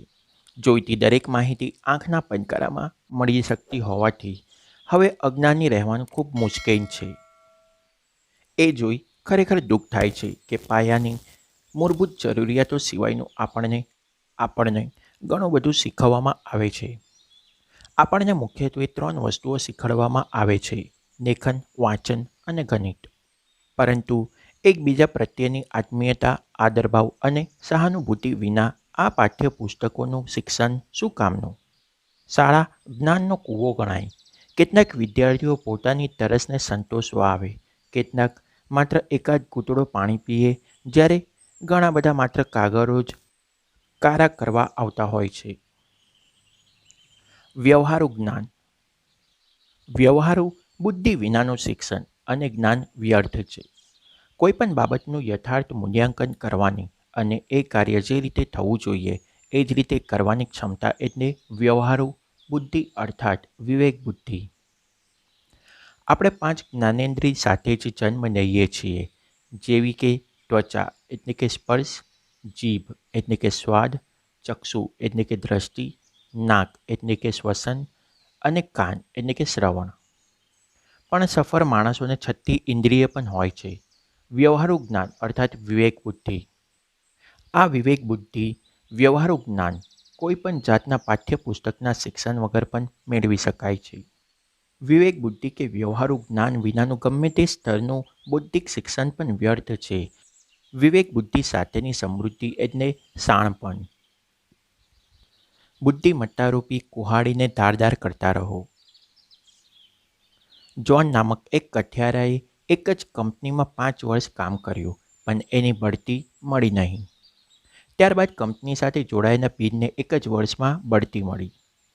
આ કારણે જ્હોન બેચેન થઈ ગયો અને એ આ બાબતે ચર્ચા કરવા એના માલિકને મળ્યો. માલિકે ખુલાસો આપતા કહ્યું, તું આજે પણ એટલા જ ઝાડ કાપે છે જે આજથી 5 વર્ષ પહેલાં કાપતો હતો. અમારે તો કામ કરનાર મહેનતુ માણસોની જરૂર છે. જો તું તારી ઉત્પાદન ક્ષમતા વધારી શકતો હોય તો તને પગાર વધારો આપવામાં મને બિલકુલ વાંધો નથી. જ્હોન પાછો ફરી ગયો. જ્હોન ખૂબ જ પ્રયત્નો કર્યા, તનતોડ મહેનત કરી, પણ એ વધુ ઝાડ કાપી ન શક્યો. નિરાશ થઈ એ ફરી માલિકને મળ્યો. માલિકે એને બિનને મળવાની સલાહ આપી. માલિકે કહ્યું, કદાચ કોઈ એક મહત્વની બાબત જે હું અને તું નથી જાણતા એ બિન જાણતો હોય. જ્હોન બિનની પાસેથી એ બાબતે ખુલાસો માંગ્યો કે એ વધુ ઝાડ કેવી રીતે કાપી શકે છે. બિને જવાબ આપ્યો, દરેક ઝાડ કાપ્યા પછી હું 2 મિનિટનો વિરામ લઉં છું અને એ દરમિયાન મારી કુહાડીને ફરી ધારદાર બનાવું છું. તે છેલ્લી વાર તારી કુહાડીની ધાર ક્યારે કાઢી હતી? આ સાંભળીને જ્હોનની આંખો ઉઘડી ગઈ અને તેને જોઈતા સવાલનો જવાબ પણ મળી ગયો. હવે હું તમને પ્રશ્ન પૂછું છું કે છેલ્લી વાર તમે તમારી કુહાડીની ધાર ક્યારે કઢાવી હતી? ભૂતકાળ ગમે તેટલો ભવ્ય હોય, ભૂતકાળ અને શિક્ષણ ધાર કાઢવા માટે ઉપયોગી નથી થતા. એ કામ આપણે જ કરવું પડે છે. આપણી બુદ્ધિમત્તાને હંમેશા ધારદાર જ રાખવી જોઈએ. આપણા મનને જોઈતો ખોરાક આપો. જેમ આપણે શરીરને રોજ સારા ખોરાકની જરૂર હોય છે, એ જ રીતે આપણા મન પર પણ સારા વિચારોરૂપી ખોરાકની જરૂર તો પડે જ છે. અહીં 2 મહત્ત્વના શબ્દો છે, સારો ખોરાક અને સારા વિચારો. જો આપણે હંમેશા કચરો ખાઈએ અને આપણા મનને પણ ખરાબ વિચારોથી ભરી દઈએ તો પરિણામ શું આવશે? રોગી શરીર અને રોગી મન. મનને સુદૃઢ રાખવા માટે સારા અને હકારાત્મક વિચારોની જરૂર પડે છે. એકાદ સફળ ખેલાડીની જેમ નિયમિત તાલીમ અને સુવિચારોના સાતત્યની મદદથી આપણે સફળતાની ચાવી હસ્તગત કરી શકીશું. જ્ઞાન એ શક્તિ છે. આપણે હંમેશા એવું સાંભળતા હોઈએ છીએ કે જ્ઞાન એ સર્વશક્તિમાન છે, પણ એવું નથી. જ્ઞાન એ જાણકારી છે. જે માણસ વાંચી શકતો નથી અને જે માણસ વાંચી શકે છે પણ વાંચતો નથી, એ બંનેમાં શો ફેર છે? વધુ નહીં. શીખવું એ ભોજન આરોગવા જેવી વાત છે. તમે કેટલું ખાવો છો એનું મહત્ત્વ નથી, પણ કેટલું પચાવી જાણો છો તેનું મહત્ત્વ છે. જ્ઞાન એ સંભવિત શક્તિ છે. શાણપણ ખરેખર શક્તિ છે. શિક્ષકના અનેક રૂપ છે. પાઠ્યપુસ્તકોના ગોખણીય જ્ઞાનથી પરીક્ષાઓમાં મેળવેલી શ્રેણી કે પદવી માત્ર એની ઉપર જ શિક્ષણ નિર્ભર નથી. શિક્ષણ એટલે પોતાની જાતે જ પોતાના સામર્થ્યને કેળવવું, સ્વયં અનુશાસિત થવું, ખૂબ ધ્યાનથી સાંભળવું અને સમજવું, જે વધુને વધુ શીખવાની ઉત્કંઠા જગાડે. આપણું મન સ્નાયુઓની જેમ કાર્ય કરે છે. જેટલો એનો ઉપયોગ કરો એટલું એ ખૂંદતું જાય છે, વધુને વધુ કાર્યરત થાય છે. પણ જો એનો બિલકુલ ઉપયોગ ન થાય તો એ સ્નાયુઓની જેમ સંકોચાઈ જાય છે, કાટ ખાઈ જાય છે. જો શિક્ષણ ખૂબ મોંઘું લાગતું હોય તો અજ્ઞાની બનો. ડેરેક બોક. નિરંતર હકારાત્મક શિક્ષણ હકારાત્મક વિચારોને જન્મ આપે છે. શિક્ષણ જ્ઞાનનો ભંડાર છે. હકારાત્મક વિચારસરણી ધરાવતા લોકો શારીરિક વ્યાયામ કરનાર ખેલાડીઓ જેવા હોય છે. તેઓ તાલીમ દ્વારા પોતાની અંદર ક્ષમતા માટે એક સંચય સ્થાન ઊભું કરે છે, જે સ્પર્ધા વખતે એમને કામમાં આવે છે. જો એ તાલીમ નહીં લે તો તેમના સ્પર્ધા વખતે જરૂરી તાકાત ક્યાંથી આવે? એ જ પ્રમાણે હકારાત્મક વિચારસરણી ધરાવતા લોકો પોતાના આવા હકારાત્મક અભિગમનો ખજાનો નિર્માણ કરી રાખે છે. તેઓ પોતાના મનને નિયમિતપણે શુદ્ધ, સામર્થ્યવાન અને હકારાત્મક વિચારોનો ખોરાક પૂરો પાડે છે. કારણ કે એ લોકો જાણે છે કે જીવનમાં ક્યારેક તો નકારાત્મક તત્વોનો સામનો કરવો જ પડશે. એવા વખતે જો હકારાત્મક તાકાત, સામર્થ્ય નહીં હોય તો નકારાત્મક અને અમાનવીય તત્વો વિજય મેળવી લેશે. હકારાત્મક વિચારસરણી ધરાવતા લોકો આંખો પર પટ્ટી બાંધીને ચાલનાર લોકોની જેમ મૂર્ખ નથી હોતા. આવા લોકો પોતાની નબળાઈ જાણતા હોવાથી પોતાના સામર્થ્ય પર ધ્યાન કેન્દ્રિત કરી હંમેશા વિજય મેળવતા હોય છે. તેમની સામે નિષ્ફળ લોકોની પોતાની ક્ષમતાનો અંદાજ હોય છે, છતાં વધુ ધ્યાન પોતાની નબળાઈઓ તરફ આપતા હોય છે. પગલું 5. હકારાત્મક સ્વાભિમાનનું નિર્માણ. સ્વાભિમાન એટલે શું? સ્વાભિમાન એટલે આપણી પોતાને જ વિશે જાણકારી અને પોતાના વિશેનો અનુભવ. જ્યારે આપણને આપણા સામર્થ્ય વિશે જાણ થાય ત્યારે આપણો ઉત્સાહ વધે છે. એટલું જ નહીં, કામમાં સુધારો થાય છે અને કામકાજ તથા ઘર બંનેમાં લોકો સાથેના સંબંધોમાં સુધારો થાય છે. દુનિયા ખૂબ સુંદર દેખાવા લાગે છે. એનું કારણ શું હોઈ શકે? અહીં અનુભવ કરવાને અને આચરણમાં મૂકવાને સીધો સંબંધ છે. એ તો સ્પષ્ટ છે કે આપણે કોઈ પણ બાબતે જે અનુભવીશું એવો જ એની સાથે વ્યવહાર કરીશું. હકારાત્મક સ્વભાવનું નિર્માણ કેવી રીતે કરવું? જો ખૂબ ઝડપથી હકારાત્મક સ્વાભિમાનનું નિર્માણ કરવું હોય તો એવી વ્યક્તિ માટે કંઈક કરો જે વ્યક્તિ એના વળતર રૂપે ફૂટી કોડી ચૂકવવાને સમર્થ પણ ન હોય. જેલના કેદીઓ હકારાત્મક દ્રષ્ટિકોણ તેમજ આત્મસન્માનની ભાવનાનું મહત્ત્વ સમજાવવાની ઈચ્છા સાથે કેટલાક વર્ષો પહેલાં મેં સમય કાઢીને કાર્યક્રમો યોજવાનું શરૂ કર્યું. અમુક જ અઠવાડિયામાં મને એટલું બધું શીખવા મળ્યું કે આટલા વર્ષોમાં હું શીખી શક્યો ન હતો. સતત 2 અઠવાડિયા સુધી મારા કાર્યક્રમમાં હાજરી આપ્યા બાદ એક કેદીએ મને પૂછ્યું, શિવ, મારે તમારી સાથે વાત કરવી છે. એકાદ 2 અઠવાડિયામાં મારી સજા પૂરી થવાની છે અને હું જેલની બહાર નીકળીશ.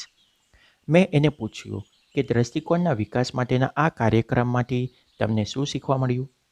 એણે ક્ષણિક વિચાર કર્યો અને કહ્યું, મને મારા પોતાના વિશે સારું લાગ્યું. મેં એને કહ્યું, સારું લાગ્યું એ જવાબ સંતોષકારક નથી. તારા વર્તનમાં એવો તે કયો મહત્ત્વનો બદલાવ આવ્યો છે એ મારે જાણવું છે. જ્યાં સુધી વર્તનમાં હકારાત્મક પરિવર્તન ન આવે ત્યાં સુધી બધું શીખેલું નકામું એવું હું માનું છું. એ કેદીએ મને જવાબ આપ્યો કે જ્યારથી એણે મારા કાર્યક્રમમાં હાજરી આપવાનું શરૂ કર્યું એ દિવસથી રોજ એ બાઇબલ વાંચે છે. પછી મેં એને પૂછ્યું, બાઇબલ વાંચવાના કારણે તારા જીવનમાં શું ફરક પડ્યો? એને જવાબ આપ્યો કે હવે હું મારી જાત સાથે અને અન્ય સાથેના વ્યવહારમાં ખૂબ સ્વસ્થતા અનુભવું છું, જે અગાઉ ક્યારેય અનુભવી ન હતી. મેં કહ્યું, એ ખૂબ સારી બાબત છે, પણ તું અહીં જેલમાંથી છૂટ્યા બાદ શું કરવાનો છે એ વધુ મહત્ત્વનું છે. એને મને એમ કહ્યું કે પોતે જેલમાંથી છૂટ્યા બાદ સમાજનો એક જવાબદાર નાગરિક બનવાનો પ્રયત્ન કરશે. પછી એકનો એક સવાલ મેં એને ફેરવી તોડીને પૂછી રાખ્યો, પણ દર વખતે એને એ જ જવાબ આપ્યો. મેં ફરી એને એ સવાલ પૂછ્યો, જેલમાંથી છૂટ્યા પછી તું શું કરવાનો છે? સ્વાભાવિક છે કે આ વખતે મને બીજા ઉત્તરની અપેક્ષા હતી. હવે આ ક્ષણે એને ગુસ્સામાં જવાબ આપ્યો, હું જેલમાંથી છૂટ્યા બાદ સમાજનો એક જવાબદાર નાગરિક બનીશ. મેં તરત જ એ બાબત તરફ એનું ધ્યાન દોર્યું કે એને અગાઉ જે ઉત્તર આપ્યો અને અત્યારે જે ઉત્તર આપ્યો એમાં કેટલો બધો ફરક છે. અગાઉ એને કહ્યું હતું, હું પ્રયત્ન કરીશ, અને હમણાં એને કહ્યું, હું બનીશ. ફરક છે માત્ર એ શબ્દ પ્રયત્નનો. એને પ્રયત્ન શબ્દને તિલાંજલિ આપી દીધી અને ભાવાર્થ ફેરવાઈ ગયો. કારણ કોઈ પણ બાબતે માત્ર 2 જ વિકલ્પો હોય છે, કરવું છે અને નથી કરવું.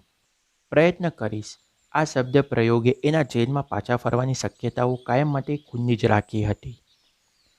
એક અન્ય કેદી જે અમારી વાતો સાંભળતો હતો એને પૂછ્યું, શિવ, તમને આ બધું કરવા માટે કેટલા પૈસા મળે છે?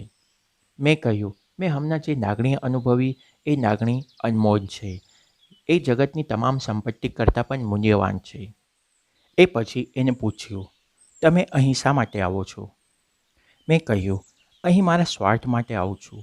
મારો સ્વાર્થ એટલો જ છે કે મારે આ દુનિયાને રહેવા લાયક સુંદર બનાવવી છે. આ પ્રકારનો સ્વાર્થ એ નિરામય હોય છે. ટૂંકમાં કહી શકાય કે તમે જેવું વાવો એવું નડો. તમે સમાજને જે આપશો એ જ સમાજ તમને વાળશે. ઘણીવાર એવું પણ બને કે તમે આપો એના કરતાં વધુ તમને પાછું મળે. પણ જ્યારે તમે સમાજ માટે કાંઈ કરો અથવા સમાજને કંઈ આપો તો એ વખતે વળતરની અપેક્ષા ન રાખવી જોઈએ. કર્મ કરવું જોઈએ, ફળની અપેક્ષા રાખ્યા વગર.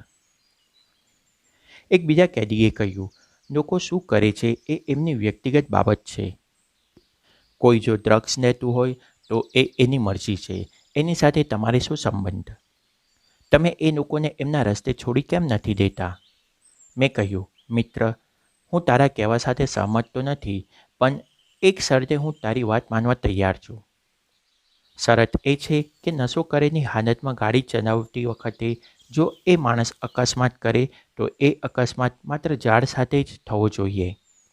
જો એ વાતની ગેરંટી મળે તો હું એ બાબતે બાંધછોડ કરવા તૈયાર છું, પણ જો તું એ બાબતની ગેરંટી ન આપી શકતો હોય તો શક્ય છે કે એ વખતે ઝાડને બદલે તું કે તારા બાળકો કે પછી હું કે મારા બાળકો હોય તો જો તેઓ અકસ્માતમાં મૃત્યુ પામે તો તારે એ વાત માનવી જ જોઈએ કે મારે એ બાબત સાથે ચોક્કસ સંબંધ છે. મારે એ વ્યક્તિને નશો કરીને રોડ ઉપર ગાડી ચલાવતો રોકવો જ જોઈએ. આ મારી જિંદગી છે, મારે જે કરવું હશે તે કરીશ. એનું આજ સુધી હકારાત્મક અર્થઘટન થવાને બદલે નકારાત્મક અર્થઘટન થવાની વધુ પડતા માઠા પરિણામો જ આવ્યા છે. લોકો આવા રૂઢિપ્રયોગોના ગર્ભિત અર્થને સમજવાને બદલે ઉપરછંદનો સગવડિયો અર્થ તારવી લેતા હોય છે. આવા લોકો એ બાબત ભૂલી જાય છે કે આપણે દુનિયાથી વિખૂટા પડી એકલા રહેતા નથી કે રહી શકતા નથી. મેં કરેલા કર્મોની અસર તમારા ઉપર પણ પડે છે અને તમે કરેલા કર્મોની અસર મારા ઉપર પણ પડે છે. આપણે સીધી અથવા આડકતરી રીતે એકબીજા સાથે સંકળાયેલા જ છીએ. આપણે એ બાબત સમજવી જોઈએ કે આપણે સૌ આ પૃથ્વી પર સાથે રહીએ છીએ, એટલે સૌની જવાબદારી પણ સહિયારી છે અને એ જવાબદારી સૌએ લેવી જ જોઈએ. આ દુનિયામાં બે પ્રકારના લોકો રહે છે, લેનાર અને દેનાર. જેઓએ માત્ર નિદાજ કરવું છે એ લોકો સંકુચિત વૃત્તિવાળું જીવન જીવતા હોય છે, જ્યારે નિસ્વાર્થ ભાવે દેનાર લોકો હંમેશા શાંતિનું અને સુખી જીવન જીવે છે. આમ દેનાર લોકો સ્વાભિમાની હકારાત્મક દ્રષ્ટિકોણ ધરાવતા હોય છે. તેઓ હંમેશા નિસ્વાર્થપણે સેવા જ કરતા હોય છે. સેવાનો અર્થ એ નથી થતો કે સમાજ સેવા હોવાનો સ્વાંગ રચી રાજકારણમાં ચમકાવી મેવા આરોગવા. એક માનવ તરીકે કોઈની ને કોઈની સાથે આપણે નેવડ-દેવડ ચાલુ તો હોય જ છે, પણ ઉચ્ચ સ્વાભાવિક અને આત્મપ્રતિષ્ઠાવાળી વ્યક્તિને માત્ર પોતાની જરૂરિયાતો જ સંતોષવાની નથી હોતી, પરંતુ બીજાની જરૂરિયાતો સંતોષવાની ક્ષમતા, ભાવના પણ તેઓ રાખતા હોય છે. એક માણસ પોતાની નવી ગાડીને ધોઈ રહ્યો હતો ત્યારે પડોશીએ આવીને પૂછ્યું, તમે નવી ગાડી ક્યારે લીધી? એ માણસે જવાબ આપ્યો, મારા ભાઈએ મને આપી. પડોશીએ કહ્યું, કાશ મારી પાસે પણ આવી ગાડી હોત. એ માણસે જવાબ આપ્યો, તમે એવી ઈચ્છા કરવી જોઈએ કે તમારો ભાઈ મારા ભાઈ જેવો હોય. પડોશીની પત્ની બંનેની વાત ધ્યાનપૂર્વક સાંભળતી હતી. એને વચ્ચે તાપસી પૂરી, કાશ હું જ એવો ભાઈ હોત તો કેટલું સારું થાત. કેવો ઉત્તમ વિચાર, જીવન પ્રત્યેનો શ્રેષ્ઠ અભિગમ. પગલું 6. નકારાત્મક પ્રભાવવાળા લોકોથી દૂર રહો. આજના યુવાનો મોટેરાઓ અને પ્રસાર માધ્યમોની મદદથી ઘણું શીખતા હોય છે. તેમની ઉપર સરખી ઉંમરના મિત્રોનો પ્રભાવ પણ હોય છે. સમવયસ્ક મિત્રોના પ્રભાવ માત્ર યુવા અવસ્થામાં જ પડતો હોય એવું નથી. તે મોટી ઉંમરના લોકોમાં પણ જોવા મળે છે. જે લોકોના ખૂબ આભાર એમ નથી કહી શકતા. એમનામાં આત્મસન્માન, સ્વાભિમાન નથી હોતું. તેથી તેઓ નકારાત્મક પ્રભાવ છોડનાર તત્વોથી દૂર પણ રહી શકતા નથી. નકારાત્મક પ્રભાવ એટલે શું? 1. નકારાત્મક મનોવૃત્તિવાળા લોકો. ગરુડના ઈંડાને એક મરઘીના પાંજરામાં રાખવામાં આવ્યું. ઈંડું પાકી ગયું અને એમાંથી ગરુડના બચ્ચાએ જન્મ લીધો, પણ એ બચ્ચું પોતાને મરઘીનું બચ્ચું જ સમજવા લાગ્યું. એ ગરુડનું બચ્ચું દરેક બાબતમાં મરઘીનું અનુકરણ જ કરવા લાગ્યું. એ ગંદકીમાં રહેલા અનાજના દાણા ચણવા લાગ્યું. તે કર્કશ અવાજ કરતાં આમથી તેમ ભટકવા લાગ્યું. મરઘી જેમ જમીનથી વધુ ઊંચાઈ સુધી ઉડી શકતી નથી, એમ જ ગરુડનું બચ્ચું પણ અનુકરણને કારણે ઉડવાની શક્તિ ખોઈ બેઠું હતું. એ પણ હવે કોઈ મરઘી ઉડી શકે એટલું જ ઉડી શકતું હતું. એક વખત આકાશમાં એણે ગરુડની રૂબાબથી ઉડતું જોયું. તેણે મરઘીને પૂછ્યું, એ સુંદર પક્ષી કયું છે? મરઘીએ જવાબ આપ્યો, એ ગરુડ છે. એ બધાથી અલગ છે. તે ખૂબ શક્તિશાળી છે, પણ તને એની જેમ ઉડવાનું નહીં ફાવે, કારણ તું તો મરઘીનું બચ્ચું છે. પેલા ગરુડના બચ્ચાએ તે બાબતના બ્રહ્મ વાક્ય તરીકે સ્વીકારી લીધું. એણે વધુ વિચાર ન કર્યો અને બાકીની આખી જિંદગી એને મરઘી તરીકે વિતાવી નાખી. પોતાની જાતને પોતાના સામર્થ્યને ઓળખવાની દ્રષ્ટિના અભાવે એ બચ્ચું ગરુડ હોવાના ઉજ્જવળ વારસાથી હંમેશા માટે વંચિત રહ્યું. આને કહેવાય કરમની કઠિનાઈ. જેણે રૂઆબથી જીવન જીવવી મોભો સાથે પક્ષીઓમાં સૌથી ટોચના સ્થાને બિરાજવાનું હતું, એણે ગંદકીમાં કફોડી સ્થિતિમાં જીવન વિતાવી નાખવું પડ્યું.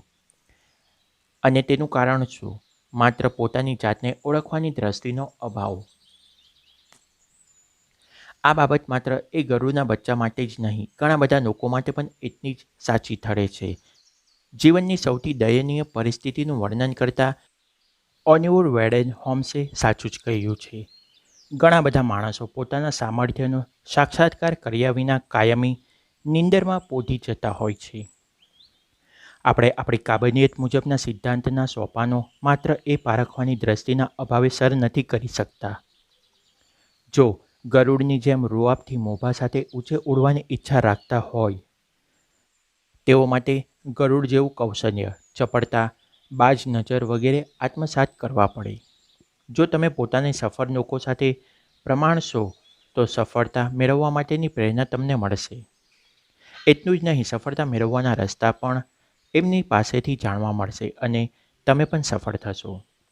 ઉમદા વિચારકોની સાથે રહેશો તો એમનો રંગ નાખશે. હંમેશા મદદ માટે તૈયાર રહેતા ઉમદાવાદી લોકોનો સહવાસ મેળવશો તો તમે પણ એવા જ થશો અને સતત ફરિયાદો કરવામાં વ્યસ્ત રહેતા લોકોનો સંગાત હશે તો તમે પણ કજિયાખોર બનશો. જ્યારે અમુક વ્યક્તિઓ સફળતા મેળવે છે ત્યારે ક્ષુદ્ર મનોવૃત્તિવાળા લોકો અદેખાઈને કારણે હંમેશા એમનું નીચું દેખાય એ માટે પ્રયત્નો કરતા હોય છે. જ્યારે તમે એવી ક્ષુદ્ર મનોવૃત્તિવાળા વ્યક્તિ સાથે લડાઈ કરવાની ના પાડો છો, ત્યારે જ તમે એ લડાઈ જીતી ગયા એમ ગણી શકાય. માર્શલ આર્ટ્સમાં પ્રશિક્ષણ આપવામાં આવે છે કે સામેની વ્યક્તિ જ્યારે હુમલો કરે ત્યારે એ વારને અટકાવવા કરતાં ત્યાંથી હટી જઈ એનો વાર ખાલી જાય એ માટે પ્રયત્નો કરવો. શા માટે? કારણ કે એના વાર અટકાવવા માટે પણ તાકાતની જરૂર પડતી હોય છે. તાકાત ખર્ચવી પડે છે. એના કરતાં એ બચાવેલી શક્તિનો સર્જનાત્મક રીતે ઉપયોગ કેમ ન કરવો? એ જ પ્રમાણે આવા ક્ષુદ્ર મનોવૃત્તિવાળા લોકો સાથે લડવા માટે તમારે પણ એમના જેવા થવું પડશે. એમના જેવા નિમ્ન સ્તરે ઉતરવું પડશે. તેઓ પણ એ જ ઈચ્છતા હોય છે, કારણ કે એ સ્તરે ઉતર્યા બાદ તમારામાં અને સંકુચિત માનસવાળા એ લોકોમાં કોઈ ફરક રહેશે નહીં. નકારાત્મક અને ક્ષુદ્ર મનોવૃત્તિવાળા લોકોને તમારા ઉપર વર્ચસ્વ ન જમાવવા દો. એક વાત યાદ રાખો કે વ્યક્તિનું ચરિત્ર માત્ર એ બાબત પર નિર્ધારિત નથી થઈ શકતું કે કોના સહવાસમાં રહે છે, પરંતુ એ વ્યક્તિ કોના સહવાસ તારે છે એ બાબત પણ વ્યક્તિત્વનું ચરિત્ર નક્કી કરવા માટે મહત્વની ભૂમિકા ભજવે છે. 2. સિગરેટ, ચરસ, ગાંજો અને દારૂ.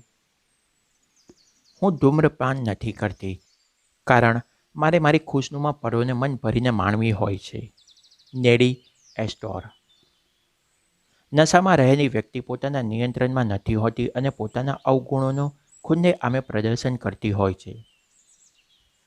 દેશ વિદેશના અનેક પ્રવાસો દરમિયાન મેં એક બાબતની નોંધ લીધી છે કે અમુક દેશમાં મદ્યપાન એ રાષ્ટ્રીય સ્તરે અર્થાત આખા દેશના લોકો માટે આનંદ પ્રમોદનું સાધન બની ગયું છે. જો તમે મદ્યપાન ન કરતા હોવ તો જાણે તમે ખૂબ મોટી ભૂલ કરી હોય એવી નજરોથી લોકો તમને જોતા હોય છે. તેમનો મુખ્ય ઉદ્દેશ્ય એ જ હોય છે કે તમારું અંગ્રેજી ભલે ગમે તેટલું ખરાબ હોય પણ તમારી સ્કોચ તો સારી જ હોવી જોઈએ.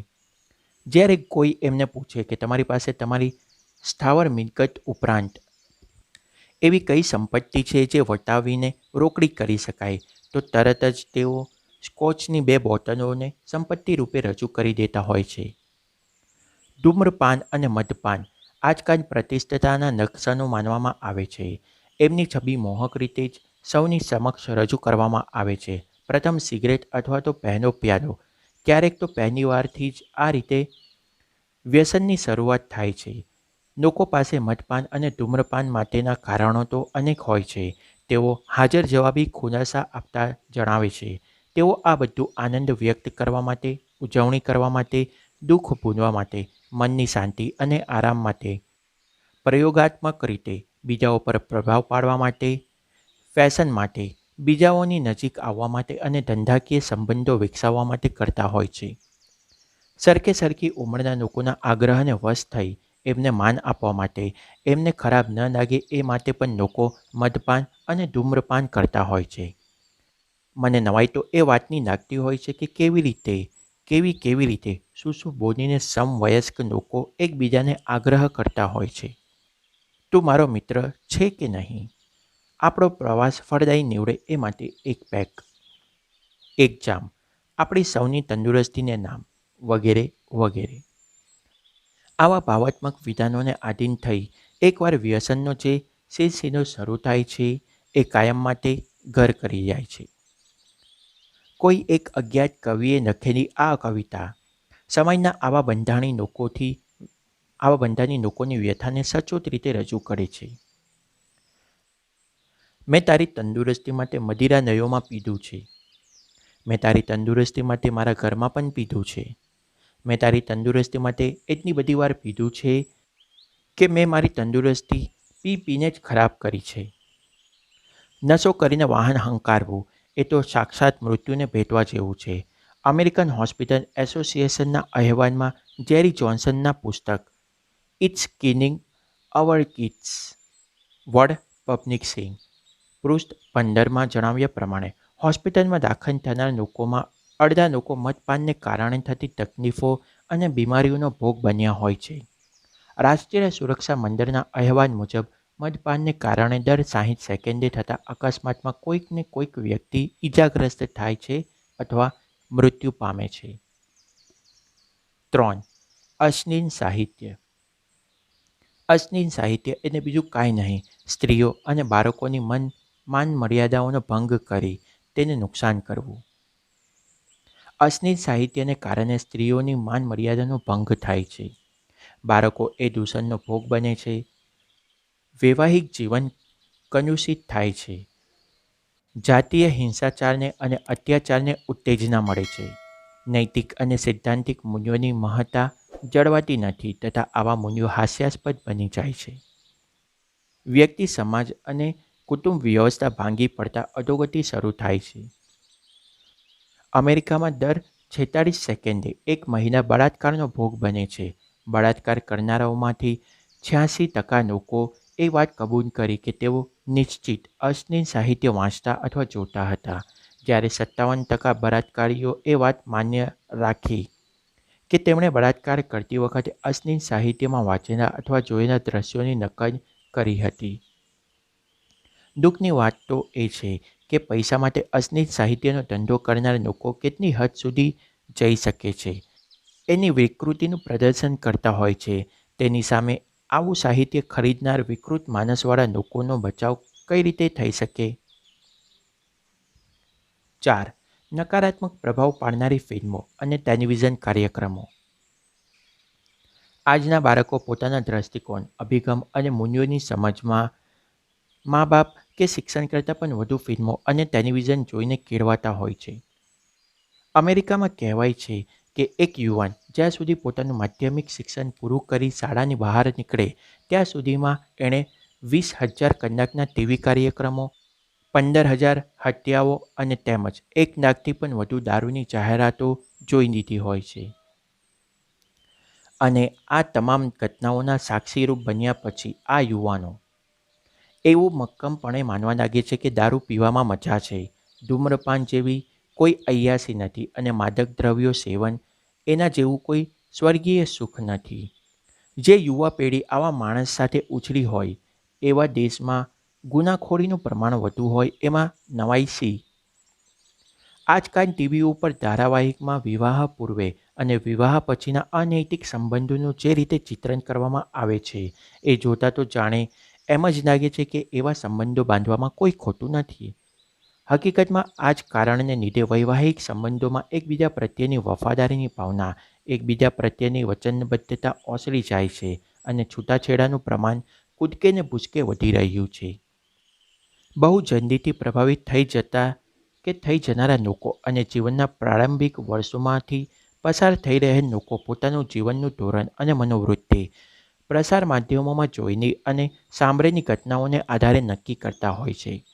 હકીકત તો એ છે કે બદલાતા સંજોગોને અનુરૂપ થવા થોડે ઘણે અંશે આપણે પણ એ પરિવર્તનથી ક્યારેક ને ક્યારેક તો પ્રભાવિત થતા જ હોઈએ છીએ. એમાં શંકાને સ્થાન નથી. 5. અપશબ્દો. આત્મસંયમ અને અનુશાસનનો અભાવ જ અપશબ્દો માટે કારણભૂત બને છે. 6. પાશ્ચાત્ય સંગીત. પ્રચલિત થયેલા ગીતોના શબ્દ પણ અશ્લીલ હોય છે.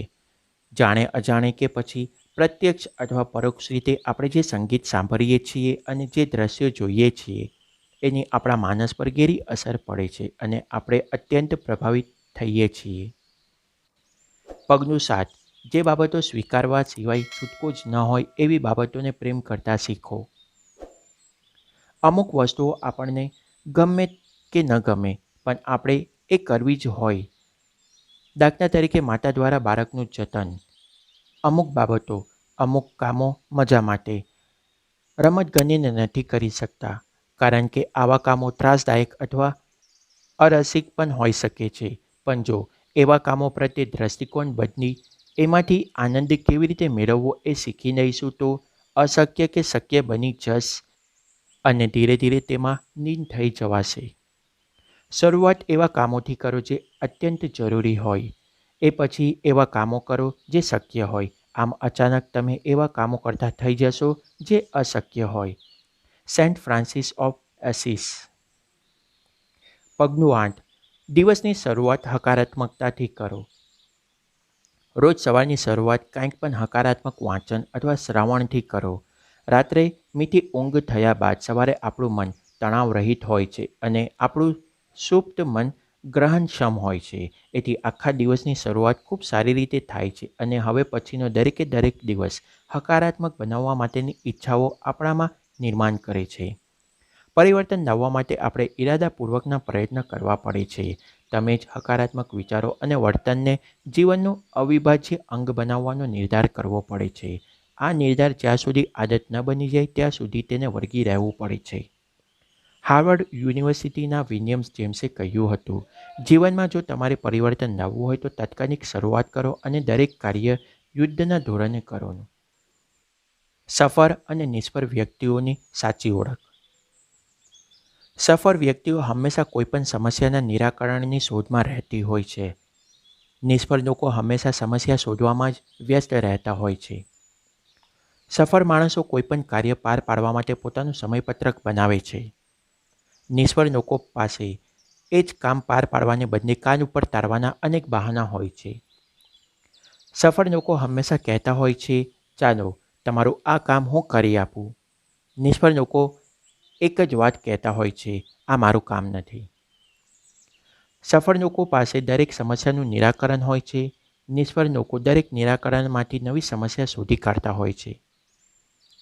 સફળ લોકો એમ કહેતા હોય છે કે એ કદાચ થોડું મુશ્કેલ હશે પણ શક્ય તો છે જ. નિષ્ફળ લોકો એમ કહેતા હોય છે, એ કદાચ શક્ય તો હશે પણ ખૂબ મુશ્કેલ છે. જ્યારે સફળ વ્યક્તિ કોઈ ભૂલ કરે છે ત્યારે કહે છે, એ મારી ભૂલ હતી. જ્યારે નિષ્ફળ માણસ ભૂલ કરે છે ત્યારે એમ કહે છે કે એ મારી ભૂલ ન હતી. સફળ વ્યક્તિ વચનથી બંધાય છે. નિષ્ફળ માણસો માત્ર વાયદાઓ કરી રાખે છે. સફળ વ્યક્તિઓ સ્વપ્ન જુએ છે. નિષ્ફળ વ્યક્તિઓ પાસે માત્ર હવાઈ કિલ્લાઓરૂપી યોજનાઓ હોય છે. સફળ લોકો એમ માનતા હોય છે કે મારે કંઈક કરવું જ છે, મારે કંઈક કરવું જ જોઈએ. નિષ્ફળ લોકો એમ માનતા હોય છે કે કંઈક તો થવું જ જોઈએ. સફળ લોકો નિશ્ચિત ધ્યેય સાથે કામ કરતા સંગઠનના સભ્ય હોય છે. નિષ્ફળ લોકો સંગઠનના સભ્યના ભાગના પાડતા હોય છે. સફળ લોકો હંમેશા નજર સમક્ષની સફળતાને કારણે મળનારી કીર્તિ તરફ લક્ષ્ય કેન્દ્રિત કરે છે. નિષ્ફળ લોકો એક કીર્તિ પ્રાપ્તિ માટે કરવા પડતા કષ્ટનો વિચાર કરી હિંમત હારી જતા હોય છે. સફળ માણસો હકારાત્મક શક્યતાઓનો વિચાર કરતા હોય છે. નિષ્ફળ લોકો હંમેશા સમસ્યાઓનો જ વિચાર કરતા હોય છે. સફળ માણસો સફળતા વહેંચીને ભોગવવાના સિદ્ધાંતથી આગળ વધતા હોય છે. નિષ્ફળ માણસો હંમેશા એ જ વિચાર કરતા હોય છે કે પોતે જો સફળતા મેળવે તો કોઈકને તો નિષ્ફળ થવું જ પડશે. સફળ લોકો હંમેશા હકારાત્મક શક્યતાઓની તરફ મીટ માંડે છે, જ્યારે નિષ્ફળ લોકો માત્ર ભૂતકાળમાં જ રાજ્ય પાચ્યા રહે છે.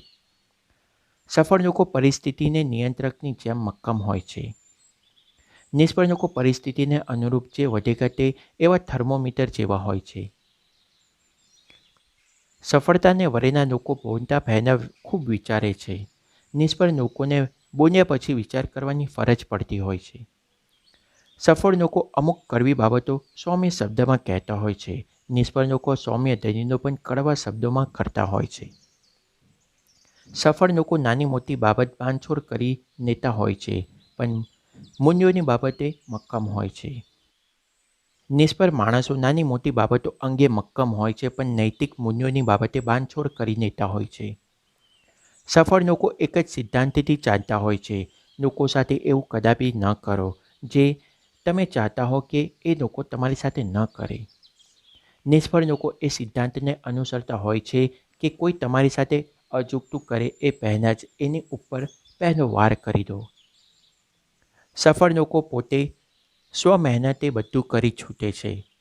નિષ્ફળ લોકો થતી ઘટનાઓને મૂક પ્રેક્ષક બની જોયા કરતા હોય છે.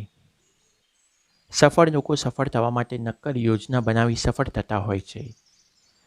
એમના મતે નક્કર યોજના સૌથી મહત્વનો ભાગ ભજવતી હોય છે.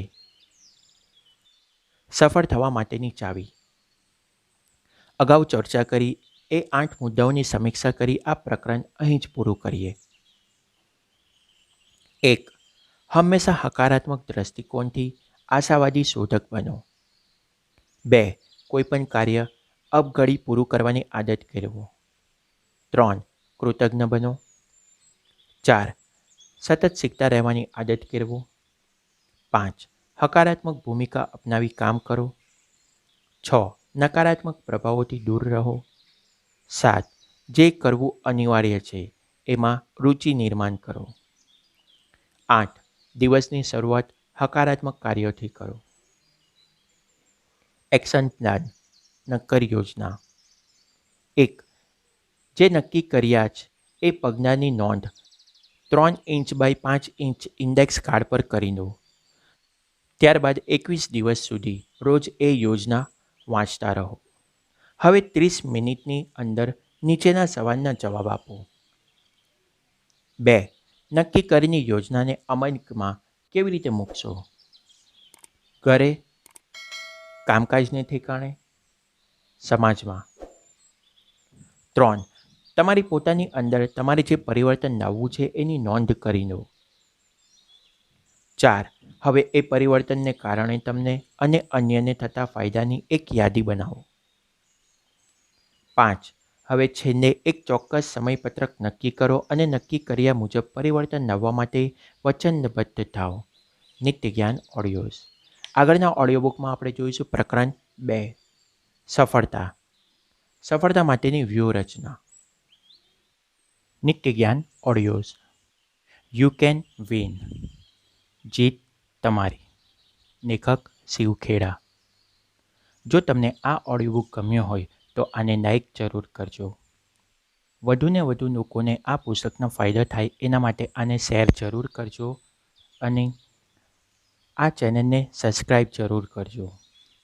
તમારા સૂચનો માટે નીચે કમેન્ટ બોક્સમાં કમેન્ટ જરૂર કરજો. આ ચેનલને સબસ્ક્રાઈબ કરી તેની બેલ આઇકોન ઓન કરી દેજો, જેથી મારા અપલોડ કરીને આવા જ ઓડિયોના તમને નોટિફિકેશન તરત જ મળી જાય. આ ઓડિયો બુક સાંભળવા બદલ તમારો આભાર. તમારો દિવસ શુભ રહે.